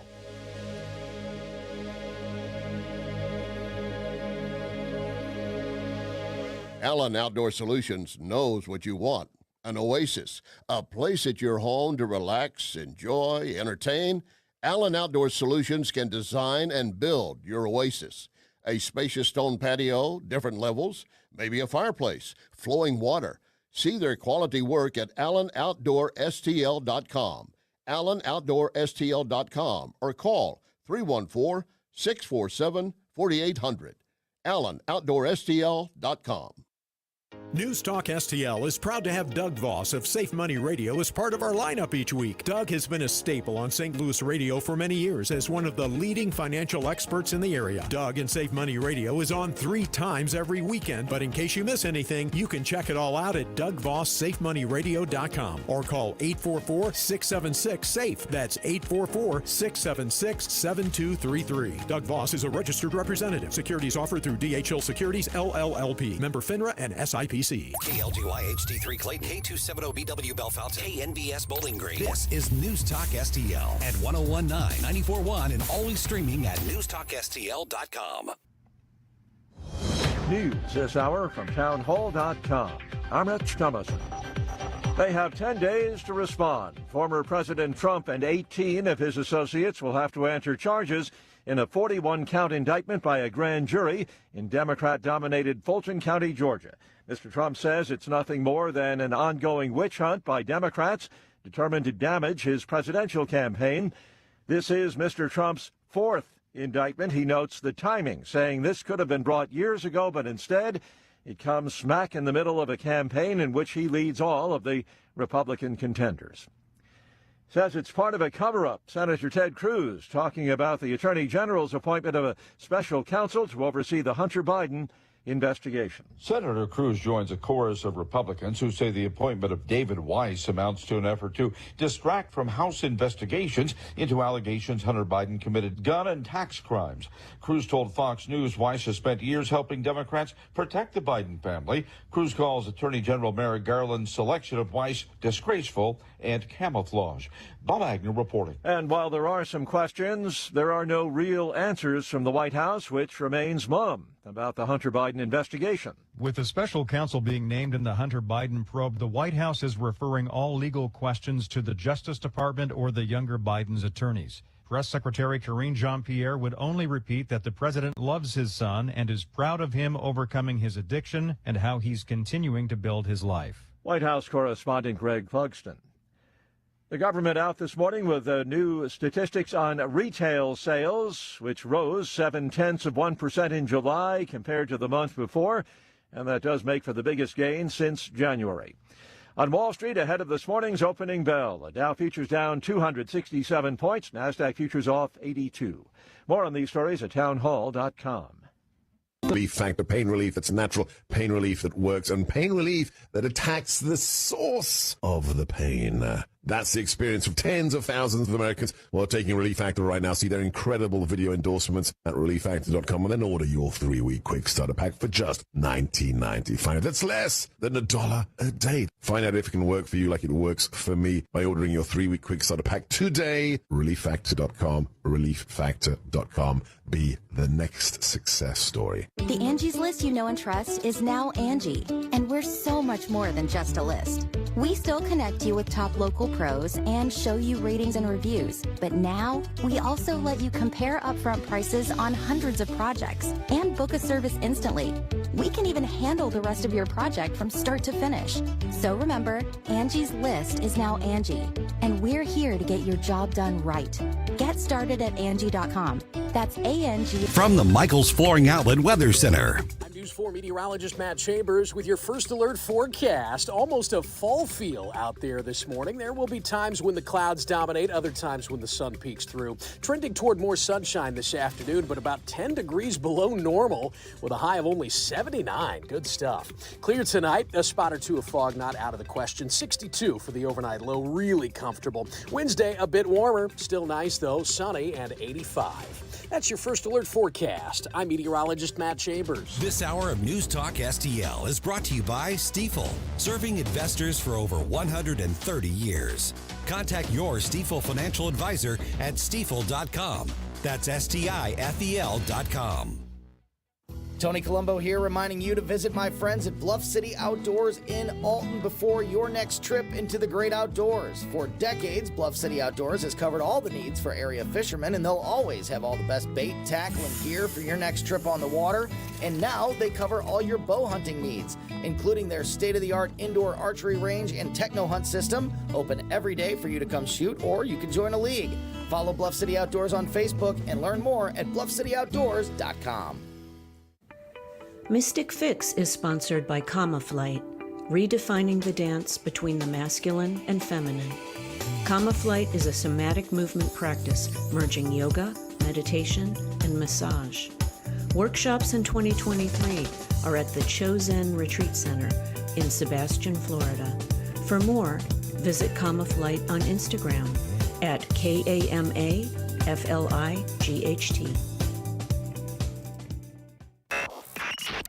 Mike Ferguson. I have come here to chew bubblegum and kick ass. And I'm all out of bubblegum. Gabe Pfeiffer. We have a hope. Get up, in case you hear the alarm. Get up. What do you call a genius in President Biden's Homeland Security Department? A visitor. Mike Ferguson in the morning on News Talk STL. Get up, in case you hear the alarm.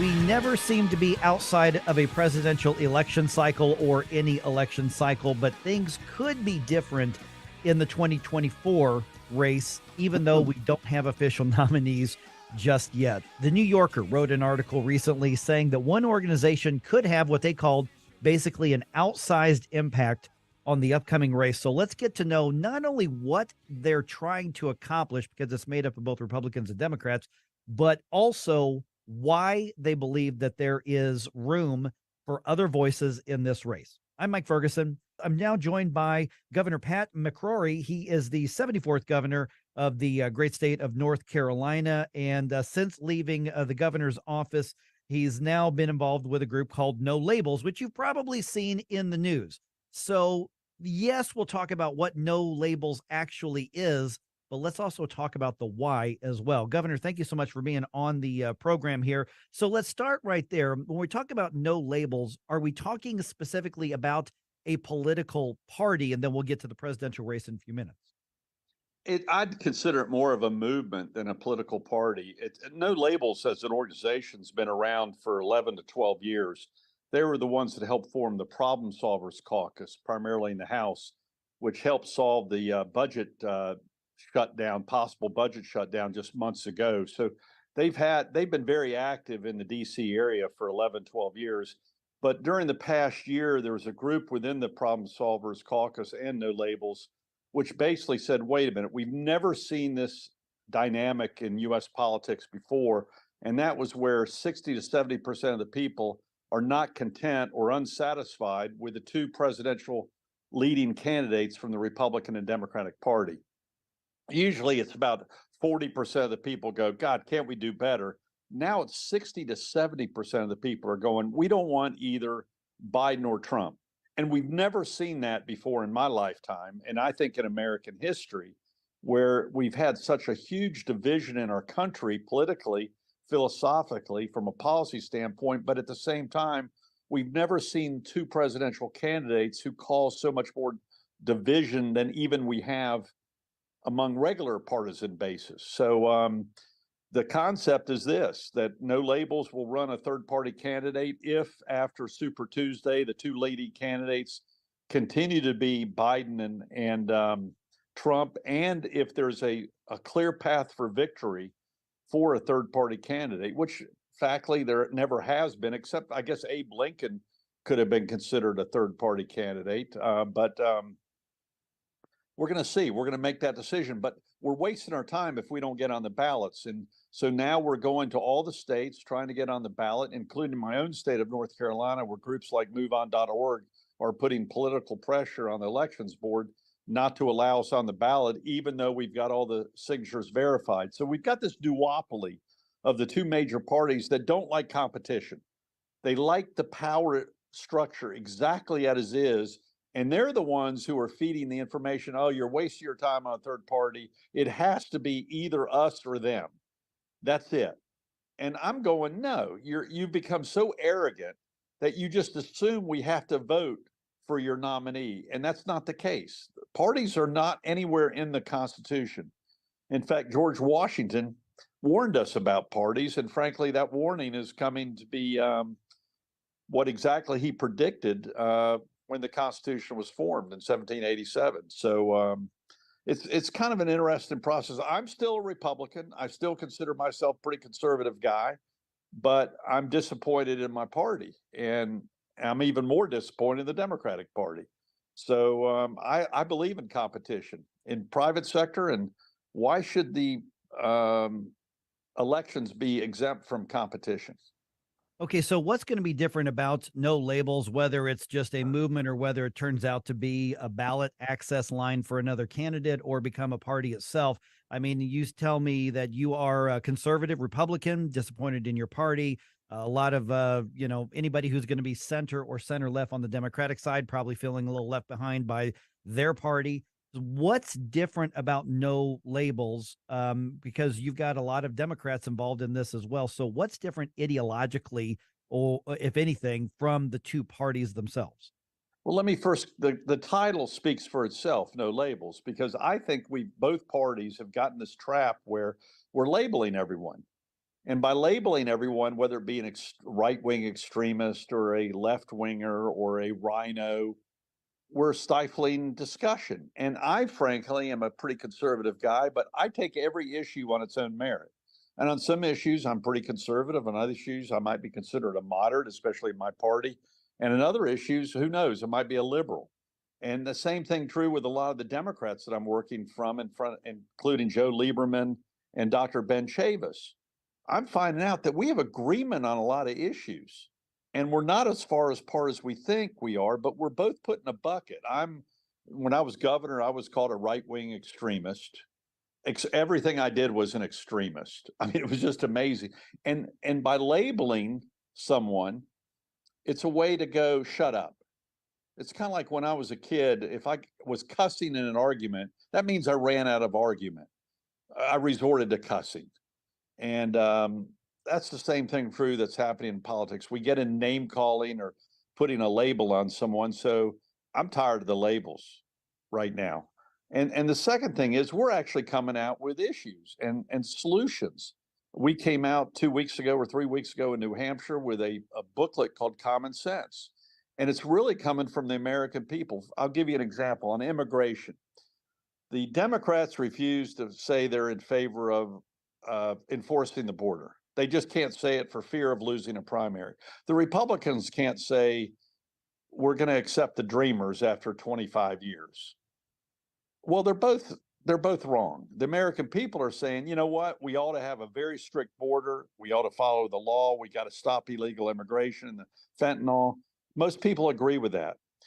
And most people also go, we're not going to deport 21, 19-year-old kids who have been here since they were 2 years old. It's just not going to happen. So why don't we get them involved in our society and do both? But both parties won't allow that to happen. So this is the common sense, because all the parties now are more worried about their primaries than the general election. And that's the incentive now in the primary is to win the primaries, and your gerrymandered district will automatically get you a seat in the House of Representatives. We are visiting with former North Carolina Governor Pat McCrory, who has graciously agreed to stay with us here for another segment after this. So I've just got a couple of minutes left until we have to take that quick break, Governor. What about the argument that says, but the stakes are so high, some would argue on the right, because government has become so big, that if there is another major presence in the race, that could take votes from the left, from the Democrats, from the right, the Republicans, and then end up with an extremist on the other side who ends up gaining more power. So basically we're talking about, the spoiler effect question. How convenient. You notice they don't bring up the issues. They don't bring up the leaders. They just bring up, you're going to be a spoiler to the status quo. It's an amazing monopoly or duopoly that we have. Can you imagine if we did that in the private sector? If we had two major companies, how dare a third company come up? Well, that's what we're doing. And in fact, right now, if 65% of the people don't want Biden or Trump, maybe one of them might be the spoiler for a third party quality candidate. All right, Governor Pat McCrory, 74th governor of North Carolina. He's agreed to give us a few more minutes here. In the last 30 seconds or so, let's go ahead and put out the website, social media information, and then we're going to pick up this conversation, because I want to start with that statistic that you just referenced regarding the number of people who say they're dissatisfied with the current front runners in the parties. But where do people learn more about No Labels? NoLabels.org. And we've got a wonderful web page, and we also have on that web page our Common Sense booklet, which reviews 30 items, including some of the most controversial items on social issues. We're not sidestepping anything, unlike many of the presidential candidates on both sides of the aisle. No one's talking about issues now. We're actually want to get back to talking issues, and the two parties like to avoid those issues, including the debt, including Social Security, including some of the social issues that are dividing this nation. We stand on 30 issues, which we've come out with pretty clear stances of where we think the American people are. Okay, like I said, I normally don't do this. I normally don't keep one guest on in two segments and basically do a half an hour with just one guest. But I just think this is really interesting. Now, I personally Governor, not having bought into the no labels idea, but I think he's bringing up some interesting things that maybe the conservatives or Republicans should be reacting to if they want to keep this kind of competition, I guess, out of their way. All right, let me know what you think. We've got an information segment for you right here. I'm going to talk to Governor McCrory just a little bit more, but then let's talk. 314-912-1019. Or, you know what, send me a question in the Rumble chat box, or you can put it in the Facebook comments, or you can tweet it at us here at News Talk STL. So more with former North Carolina Governor Pat McCrory right here on 101.9 and 94.1 News Talk STL.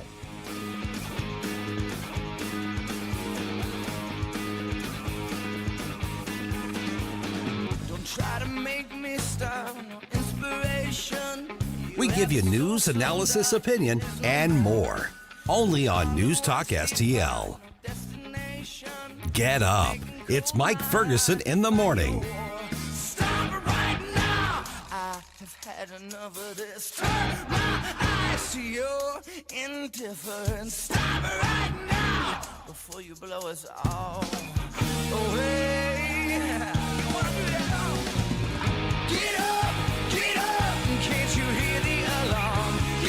Mark McCloskey here, and my friend Mike Lindell and his team at MyPillow are having a big sale to celebrate their 20th anniversary and the sale of over 80 million pillows. Mike and his team want to thank everyone by giving you the lowest price in their history. The MyPillow queen-size pillows that are regularly $69.98 are now just $19.98, and for just $10 more, you get a king size. MyPillow's patented fill adjusts your exact individual needs to help you get the best sleep ever. Patty and I have slept on MyPillows for a long time, and we just got our new 2.0 pillows and a set of Giza Dream Sheets, and we love them. Go to MyPillow.com to get queen-size MyPillows for only $19.98 or call 800-645-1392 and use the promo code ONFIRE. In addition to this special anniversary offer on the MyPillows, you will also receive deep discounts on all MyPillow products. Go to MyPillow.com or call 800-645-1392 and use the promo code ONFIRE to unlock these savings. Hey, Colombo here with a great offer from the cleaning pros at Zero Res. The team that we have relied on many times over the years to rescue our home has a great special to celebrate the month of August. Book a cleaning now and mention the Colombo special, and you can get 3 rooms of carpet cleaned starting at just $129.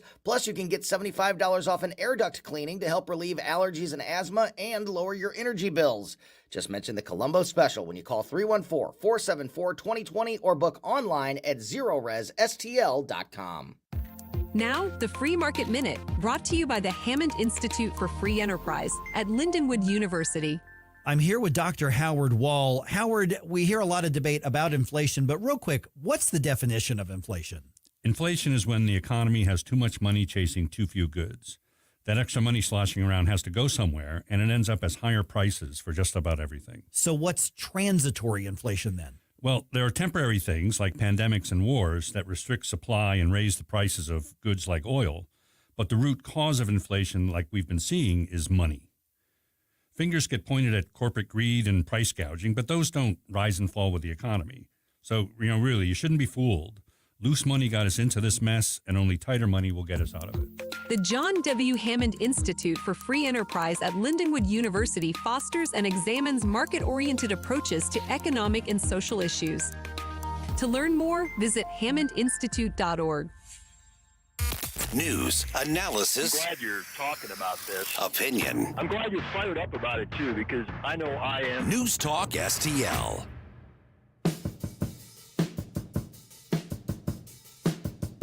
Hi, it's Randy Tobler here. Pour a big cup of coffee and catch my show every Saturday morning from 6 to 9. Right now, it's back to Mike Ferguson in the morning here on News Talk STL.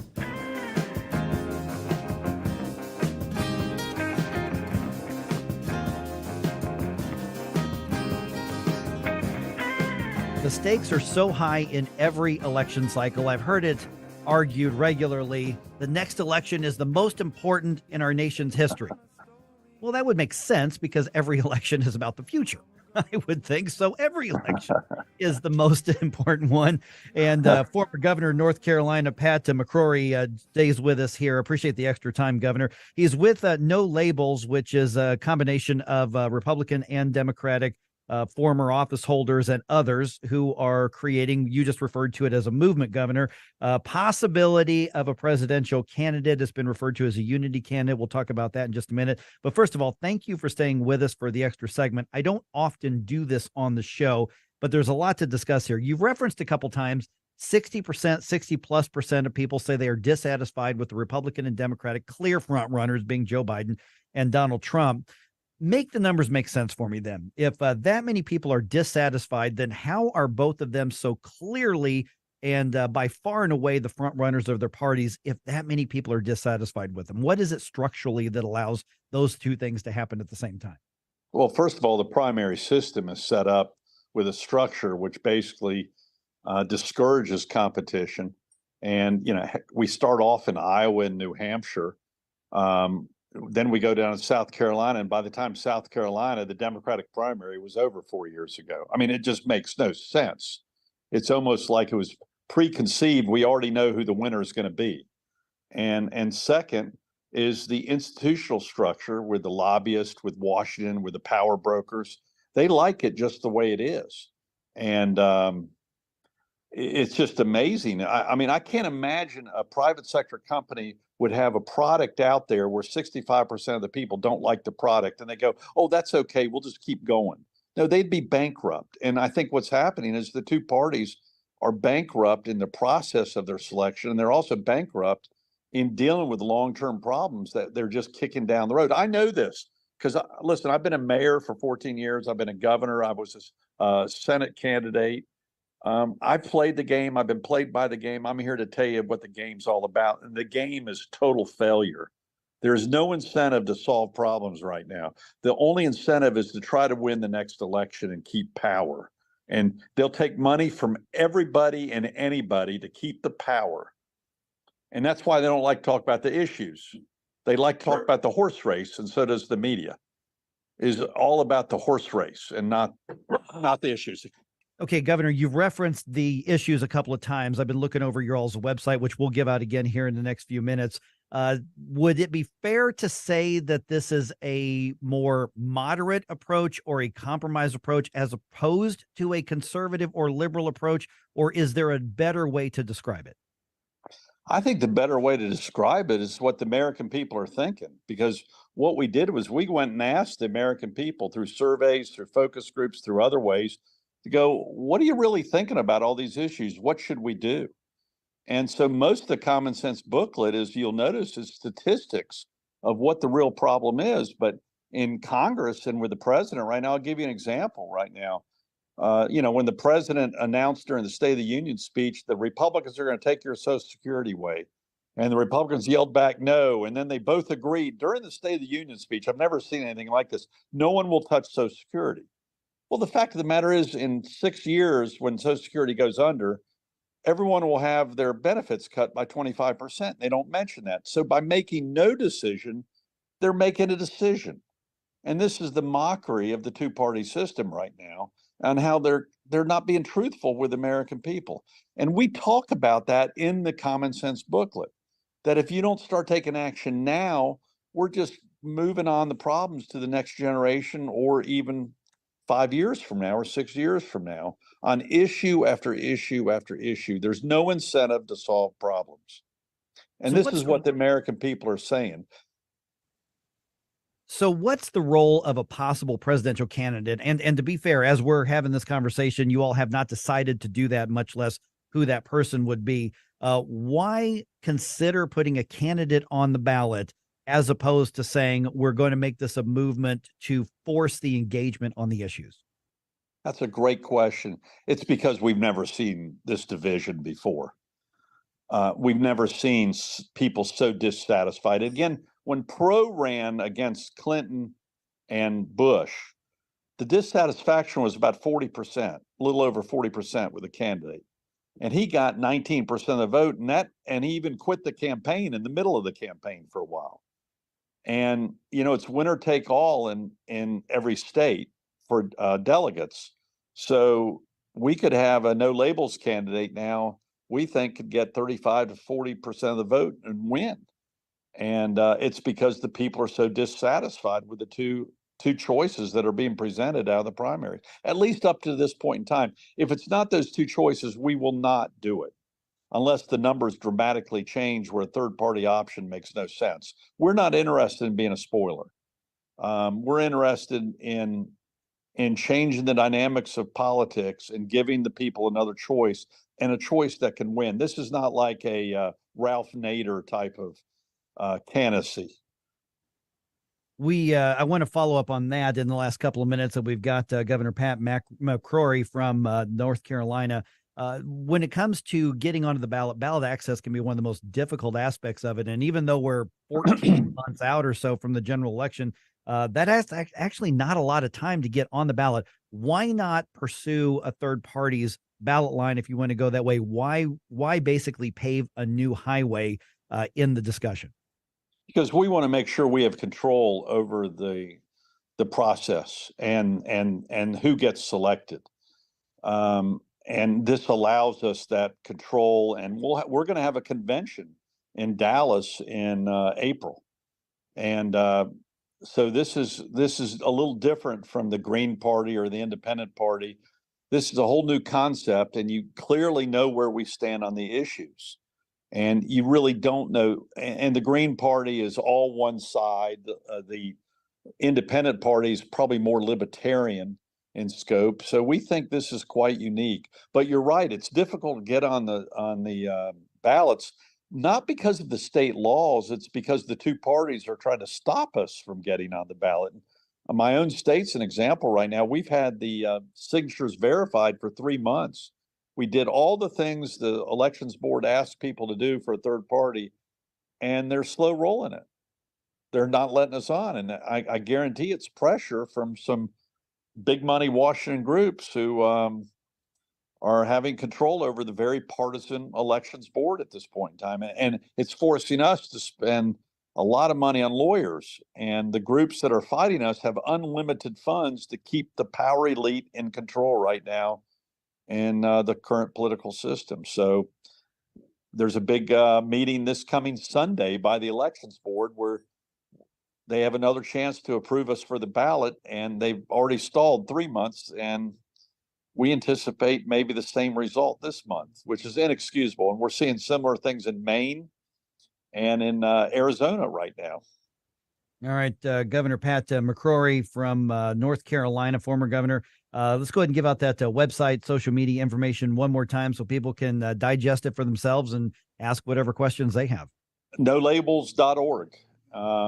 And we'd love to, it tells you how you can become a volunteer. This is a grassroots operation that we have people in every state. We'll have delegates in every state. We're going to have a convention. And if we decide to run after Super Tuesday in March, we anticipate having no shortage of candidates.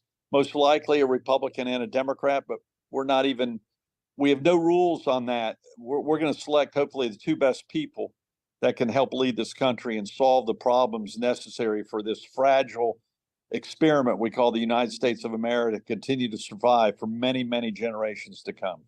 All right, Governor, thank you so much for the extra time. I don't usually do 2 segments on one interview, but I think this was one of those few times that called for it. God bless. Thank you very much. All right. What do you think? A lot of interesting stuff there from former Governor Pat McCrory from North Carolina. I've been looking over their website, and some of their positions, frankly, they are meeting in the middle. There is a lot of compromise, especially on some things that we hold near and dear, Second Amendment and some other areas. At least that's how I see it. You may see it differently. So what do you think? Is there room for a well-funded, credible third-party candidate? Listen, the third parties out there right now, they're never going to win. I don't think they want to win. I don't think they plan to win, but they're just not effective. People say they want a third choice, but do we really want a third choice right now? So give me your take on it. Let's talk about it. 314-912-1019. This is 1019 and 94.1 News Talk STL.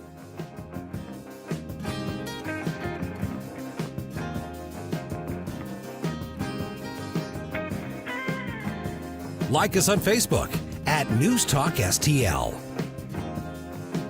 Mike Ferguson in the morning. Yes, the same kind of story seems to come down from long ago. Two friends having coffee together when something flies by their window. It might be out on that lawn, which is wide at least half of a playing field. Because there's no explaining what your imagination can make you see and feel. Your body needs nothing, you're hypnotized. From the Michaels Flooring Outlet Weather Center. News 4 meteorologist Matt Chambers with your first alert forecast. Almost a fall feel out there this morning. There will be times when the clouds dominate, other times when the sun peeks through. Trending toward more sunshine this afternoon, but about 10 degrees below normal with a high of only 79. Good stuff. Clear tonight, a spot or two of fog not out of the question. 62 for the overnight low, really comfortable. Wednesday, a bit warmer, still nice though, sunny and 85. That's your first alert forecast. I'm meteorologist Matt Chambers. The Herzog Foundation is the vision of its founder, Stanley Herzog, and it exists to promote and accelerate the development of quality, Christ-centered K-12 education. Hi, this is Daryl Jones, president of the Herzog Foundation. Our primary goal is to advance Christian education so that families and culture flourish. The legacy of Stan's business career centers around making national transit ecosystems accessible and sustainable. Likewise, the legacy of Stan's philanthropy centers around making the ecosystems of Christian education more accessible and sustainable for families across the nation. Visit HerzogFoundation.com to learn more about our programs, including trainings, scholarships, conferences, news, and our podcast, Making the Leap. Visit HerzogFoundation.com to learn more and sign up for The Lion, an initiative of the Herzog Foundation that carries articles covering a wide range of issues facing American families and culture. HerzogFoundation.com. I don't have to tell you, it's hot time summer in St. Louis, so why the heck are you still dragging those hoses around your yard? Tim Jones here for Professional Irrigation Systems. They will do a residential irrigation install in one day, custom irrigation designs for every property. We made that decision years ago. We've never regretted it. Irrigation installs improve your curb appeal. They also have got landscape lighting and fertilization packages as well. Make your yard the envy of the neighborhood. 636-692-4441, 24/7 at proirrigation.com. That's proirrigation.com. Staff Sergeant Mark Anthony Madrid. Staff Sergeant Samantha Cowell. I'm Staff Sergeant Alex Staff Sergeant William Lewis, and I am proud to defend my family and our nation. The Air Force Reserve is part of the story of this great nation. I'm grateful that I have a chance to wear the uniform of the heroes that went before me. I am proud to be part of a team that helps make a difference in the world. Every day, men and women from communities across this nation serve as reserve citizen airmen. Even as technology evolves and changes, our commitment to defend and protect this nation remains steadfast. We celebrate those who have served and those who are proudly serving. We celebrate our proud history and look towards an exciting and uniting future. Our mission is to fly, fight, and win in air, space, and cyberspace. And I am proud to be a member. And I'm proud to serve in the United States. And I am proud to protect our country. Proud to serve in the U.S. Air Force Reserve. Is the Constitution at a crossroads? Join the Hammond Institute and News Talk STL September 15th at View 17 with special guest Judge Douglas H. Ginsburg with an engaging discussion about the current state of the U.S. Constitution. Get your free tickets at hammondinstitute.org.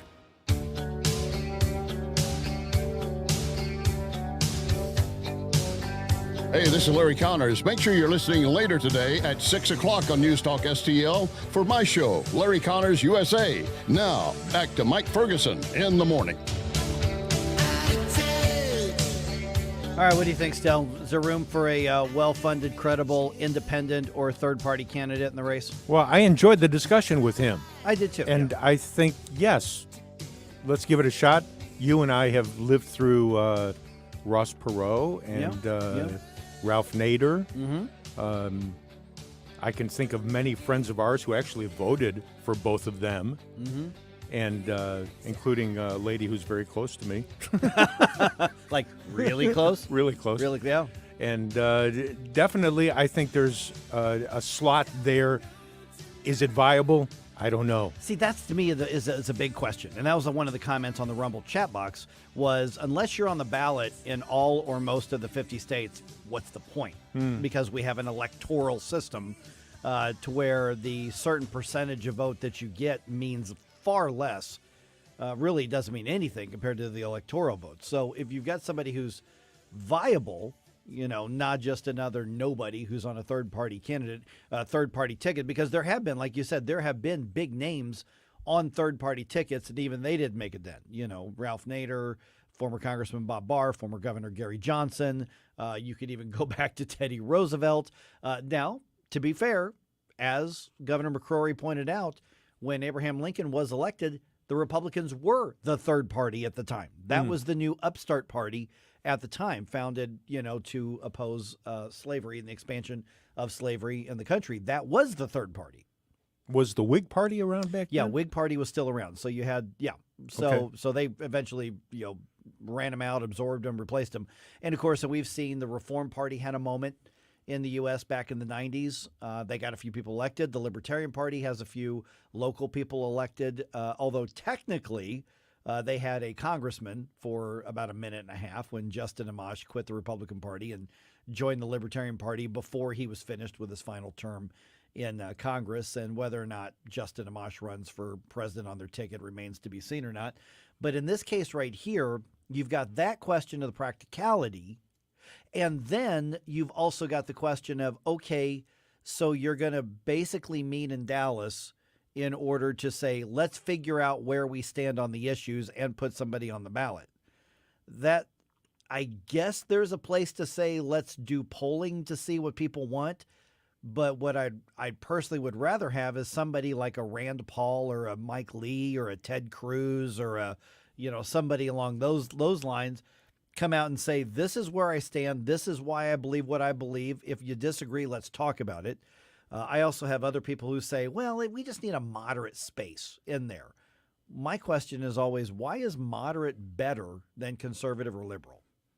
It's just another perspective, And usually I don't get an answer to that question when somebody says, well, I think we should have moderate. Okay, well, tell me why. Tell me why that's better. Tell me why that's favorable to just a conservative or a liberal, because they just kind of assume, well, I'm going to take some from both and therefore it's better. Well, it's just a different place on the political spectrum. Well, speaking of moderates, and it seems as though there's enough time for him to do it, would Joe Manchin be an option for them? I think they would love to have him. I read that he has said no to them, but I don't know that he said no altogether. So that would seem to be their best option. That him and somebody like a Tulsi Gabbard or somebody along those lines would be their choices. And you've got a bunch of former senators and presidents out there. And the thing is that people do say, Governor McCrory is absolutely right, that people say every election cycle, I want another choice. I want another choice. I'd love to see somebody else on the ballot. We say that. Surveys even say, well, I'd consider voting for a third party or an independent. We always say that to the pollsters, but the reality is that people don't. When it comes down to going to the election booth, the voting booth, we go to the election, we look at this and we go, I just got to pick one of these two, whether I like them or not. And most people do that. That's that's something that we need to get out of that habit, to be honest with you. You need to be able to at least give an educated opinion on on the other candidates that are out there, and to just toss them away and say, well, it's a smaller party. I'm not really familiar with them. I'll just stick with the two main parties.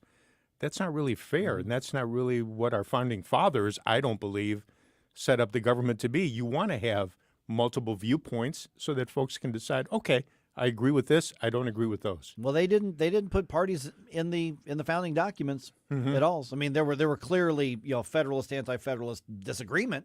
Your Alexander Hamilton versus your Thomas Jefferson. Some pretty vehement disagreements. Big. I would not have gotten along with Alexander Hamilton. Me and Tommy J would have been tight, but Alexander Hamilton I would not have gotten along with. You know what's really bizarre is also to look back at those days and realize that those folks were very young. They were in their 20s and 30s at the most. It says something about how they were educated and how we're educating people now. Boy, with all of our great technology and social justice and everything that goes along with it. And like I said, I've spent a lot of time on working with a third party. I wasted a lot of time, and I think there are some very good people in the Libertarian Party, which is what I worked in. There used to be a whole cadre of third parties. At one point, you had the Constitution Party. At one point, you had the Reform Party.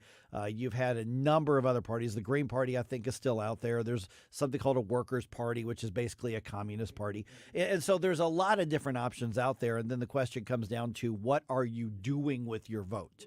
When I was in the LP, our argument was, you're sending a message with your vote, and is that enough? Basically, is that worth it?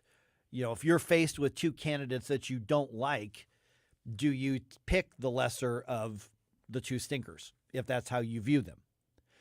Or do you say, this worst one is so much worse that I've got an obligation to vote strategically? And I think there's merit to both arguments there. So I don't know. Let's see what Mike has to say here. Mike, you're on News Talk STL. What do you think? Is there room for a well-funded independent or a big third party in the race? Maybe local or state, not a national election, unless they're on all 50 ballots, because the sheeple, when they go in to vote, if they don't see a name where they can put a check mark next to it, they're not going to write their name in. Mm-hmm. Yeah, I mean, it's you look at, I think the last time a third party got elected at a statewide level would have been Jesse Ventura in Minnesota, I believe. But I think right. I think it's interesting because, speaking of Minnesota, Mike, they actually have a third party that does very well, like the Farmers Democratic Labor, something like that. So they actually at a statewide level are successful with that. That's an interesting point. Yeah, and as one of the wrote about Ross Perot. Ross Perot didn't get a electoral vote, not one. That's and correct. Didn't win a state. Yeah. And so he had, all the money you could possibly have and did get on the ballots, but he still didn't do any good.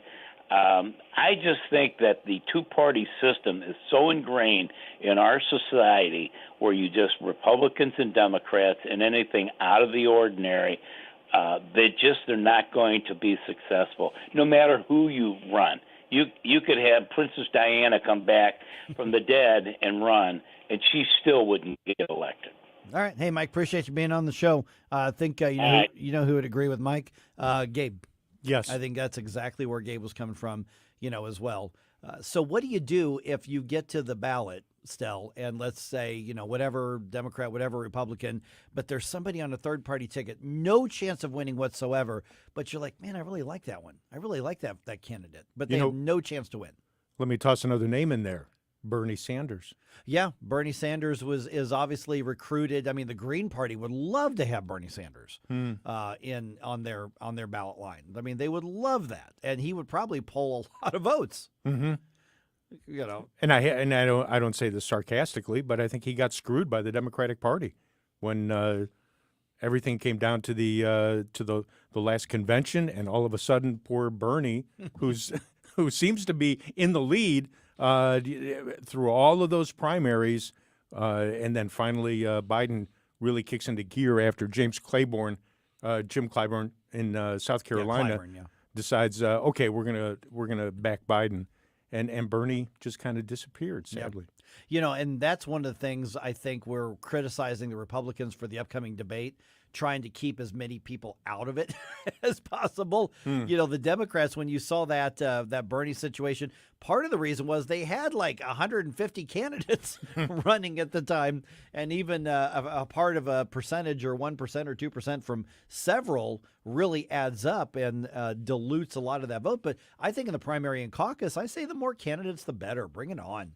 More ideas, the better. The voters will sift them out, and throughout the process, the most viable and the best ones would come in. I would love for everybody to say, I'm going to get to know all these candidates based on their leadership approach, obviously what they believe, what their philosophy is, what their personal, are they a good, decent person? What kind of character do they have? How trustworthy? All of these things, and I wish everybody would look at all of the candidates like that, but it's just not the reality of the system. It's just not how he works. Mike brought up Ross Perot. Now, what was interesting in his second run with Ross Perot is that he was starting to poll ahead in some areas, and he backed out and he suspended his campaign and then came back, 2 months later or something like that. So he really handicapped his own campaign, but Mike's right, and Ross Perot did not win a single electoral vote, but he got some very high percentages in some states for a third-party candidate.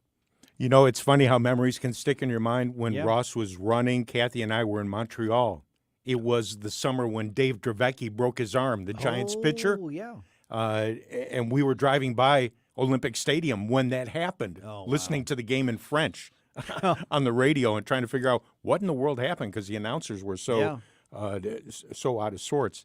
But I remember Ross running. We're in the hotel, and I went downstairs to get something, and someone came up and asked me where we were from, and I said, we're from St. Louis. And the guy actually asked, well, what's with this Ross Perot guy who's running in the U.S.? Mm-hmm. So we chatted a little bit, and I thought it was interesting. Here's a native Montrealer asking about the situation in the U.S., and funny how that memory sticks in my mind. It is, yeah. Dave Dravecky actually ended up writing a book shortly after his playing days ended called Worth of a Man, which is an excellent book. I read that years and years ago. A lot of faith-based strongly stuff committed in there. Christian. Oh, yeah, it's a very, very good book. And it was a cancer in his arm. And he lost his arm and shoulder. Yep. My goodness. Yep, lost the whole thing. Yeah, with Ross Perot, because, that was sort of a populist fusion type thing. The Reform Party wasn't inherently conservative or liberal. They ended up sort of being center-right, but they were actively trying to recruit, folks on the center-left too. It just kind of petered out. Now, my experience was the majority of the people who were attracted to the Reform Party were more like those blue-collar, more conservative type centrist. Now there was there were obviously a lot of social conservatives went in there as well, but I think it might be a case study, and this kind of goes to Mike's point a little bit, that fusion tickets, I don't know that they necessarily can create a big base of support. You've got to have a foundation. This is what we believe. This is why. The hard left, the Democratic Party, they have shifted their foundation to essentially economic and cultural Marxism. That is what they believe. They are hard on the left. Republicans, I think, are still trying to figure some of that out. There was always a fight over what that foundation is. Some of the third parties have very clear foundations. The Libertarian Party, I haven't followed them for years, but back then, very constitutional, very free market, very, and then you argued over which is the right application of it. And I don't know what they are now. I hear that they're kind of a mess again. I don't know. But there was a foundation there. Everybody said, okay, we agree on personal and individual economic freedom. The left, I think, agrees with big nanny state government. Sure looks that way now. Yeah. And if another candidate comes in, I think they need to be able to make the case for this is the foundation of my belief. This is the foundation of my leadership. If you can get on board with the foundation, we can figure the rest. And I don't know that they have time to do that. And I don't know if you can pitch that. And the ballot access thing is a massive, massive lift. I mean, you're talking tens, if not, you're looking at tens of millions of dollars to get on the ballot in all the states. Some states, it's as easy as going in and filing paperwork. Other states, it's petitioning and all this kind of stuff. Because I've been involved in that. Believe me, I've been involved with that with the Bob Barr campaign for the Libertarians back in 2008.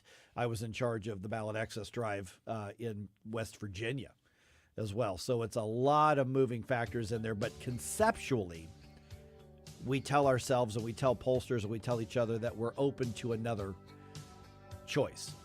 Some Democrats, some Republicans say, nope, whoever my party nominates, that's my guy, that's my gal. But others are saying, I really want another choice, but then we don't vote for them. Mm-hmm. I don't know what that says about us. All right, 314-912-1019. This is 1019-94.1 News Talk STL.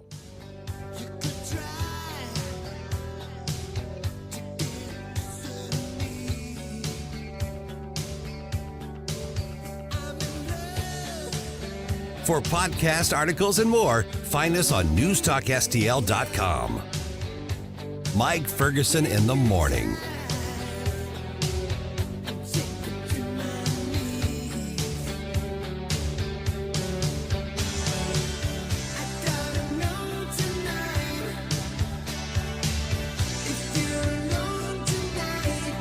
Are you tired of hard chlorinated water drying your skin out, tasting bad, and ruining your fixtures? Jones Air and Water Treatment has a solution to this pollution. Our Hydratech H2O leaves you with great tasting soft water at all fixtures in your home with one unit. Call Jones Air and Water at 636-899-1040 or visit us on the web at joneswater.com. You can be a filter or buy a filter. Jones Air and Water, 636-899-1040 or joneswater.com on the web. Call us now. Paid for by Christian Care Ministry. If you are 65 or older, you know this. Watching your hard-earned dollars fly out the window on healthcare costs is so frustrating. But here's some great news. If you were just notified that your Medicare costs are increasing, a program out there can really help you with your medical bills, and it's worth taking a minute to look into. MediShare 65 Plus. It's not insurance. Members actually say it's better. It's a Christian healthcare community that aligns with your faith and where people encourage and pray for you. And MediShare 65 Plus is a low-cost option for those with Medicare Parts A and B, and it fills in the gaps where Medicare stops. You choose any Medicare provider, and you get telehealth access anytime you need it. And this is great, too. Unlike health insurance, you can lock in one low monthly price for up to 10 years. So don't get stuck with increasing costs. Call MediShare 65 Plus and find out how much you can save. Call 888-SHARE-89. That's 888-SHARE-89. 888-SHARE-89. What if the music stopped? If the familiar voices were silenced? If there were no breaking news updates? What if your companion and connection to your community came with a monthly fee? Don't worry, we're free local radio with you wherever you go, celebrating 100 years and looking forward to the next 100. We are broadcasters. Text radio to 52886 and let Congress know you depend on your local TV and radio stations. This message furnished by the National Association of Broadcasters. Tim Jones and Chris Arps in the afternoon. It's Tuesday at 4:25. We'll speak with Dave Stokes about last week's local elections, and at 5:25, Congressman Burgess Owens on the Republican primary. Tim Jones and Chris Arps. Weekdays at 4 on News Talk STL.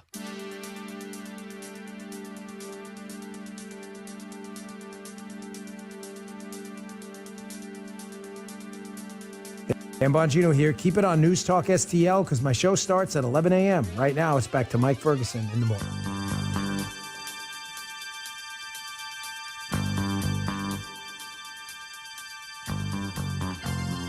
All right, Vic Porcelli's coming your way here in just about 10 minutes. Let's kind of review what's happening in the news. Obviously, the big headline right now is going to be Donald Trump indicted again, along with 18 of his closest personal friends. Here's Fani Willis, who is the district attorney in Fulton County, Georgia, Atlanta, basically, arguing that the charges are warranted based on the grand jury's findings here.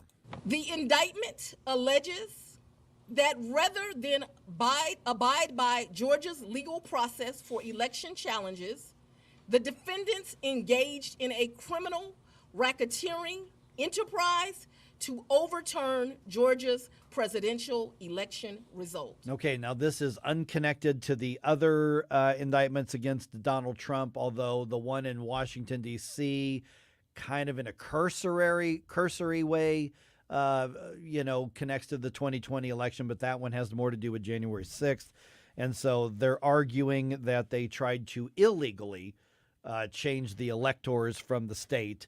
And it's bizarre how Fani Willis is trying to manage this trial because she's asking the judge to let them start the actual trial. We're not talking about the pretrial motions and hearings and all that kind of stuff. She wants to start the actual trial within 6 months.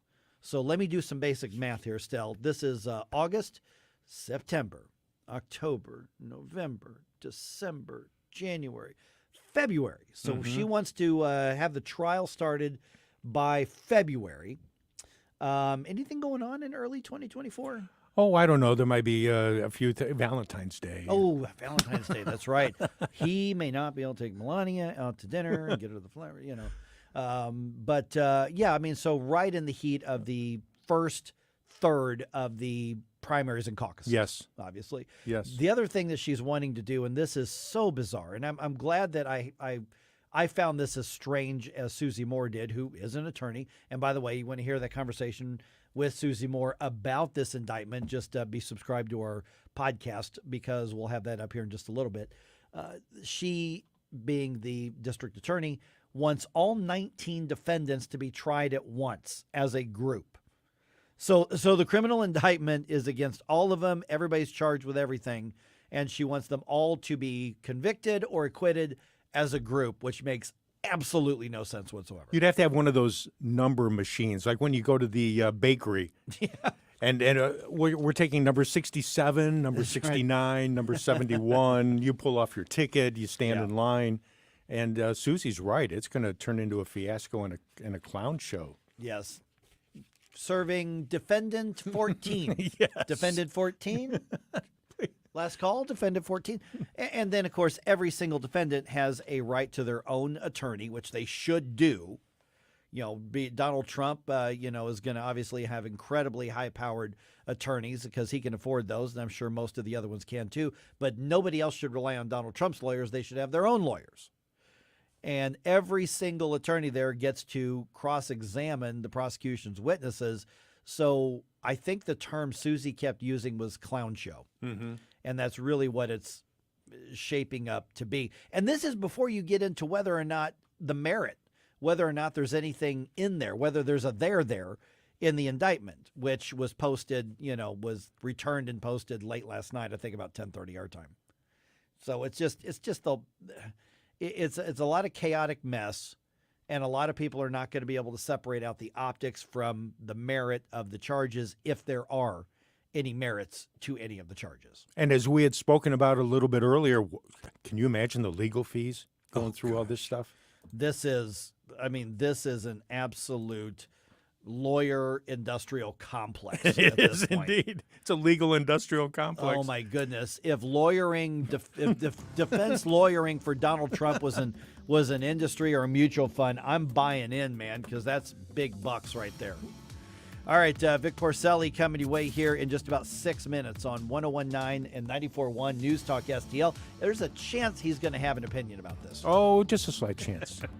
Thanks for joining us on this Tuesday morning, and welcome home to News Talk STL.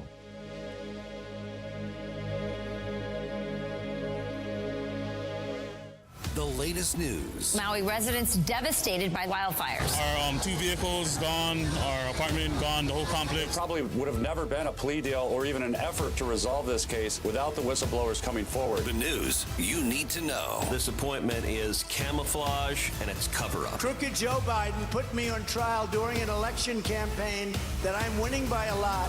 And the place to talk about it. That's why I listen. 101.9 and 94.1 News Talk STL. Longwood, kiss that baby goodbye. It's gone a mile. Simmons touches them all. On Friday, August 18th, the Cardinals host the Mets, and that night, 25,000 fans aged 16 and older take home a Cardinals Hall of Fame Car Parade bobblehead thanks to Ford. Fans will be surprised at the gates when they receive one of 2 mystery bobbleheads. Will it be Matt Holliday or will it be Ted Simmons? Which one will you get? Find out August 18th. Get your tickets now at cardinals.com/promotions. The Cardinals are proud to celebrate our troops and veterans. Military Appreciation Night presented by Bally Sports Midwest is Friday, August 18th when the Cardinals host the Mets. With the purchase of a special theme ticket, fans will receive an exclusive Cardinals cap honoring their favorite branch of the military, Air Force, Army, Coast Guard, Marines, or Navy. A portion of each ticket purchased will be donated to USO Missouri. For more information, visit cardinals.com/theme. This is Navy veteran and former Cardinal Mitch Harris. Thank you for being the best fans in baseball. Hey, Colombo here for the great team at All Solutions Pest Control. We've been using pest control services at our home for years, and the results we've had with All Solutions are second to none. So if you're experiencing a pest problem or, more importantly, want to prevent a problem,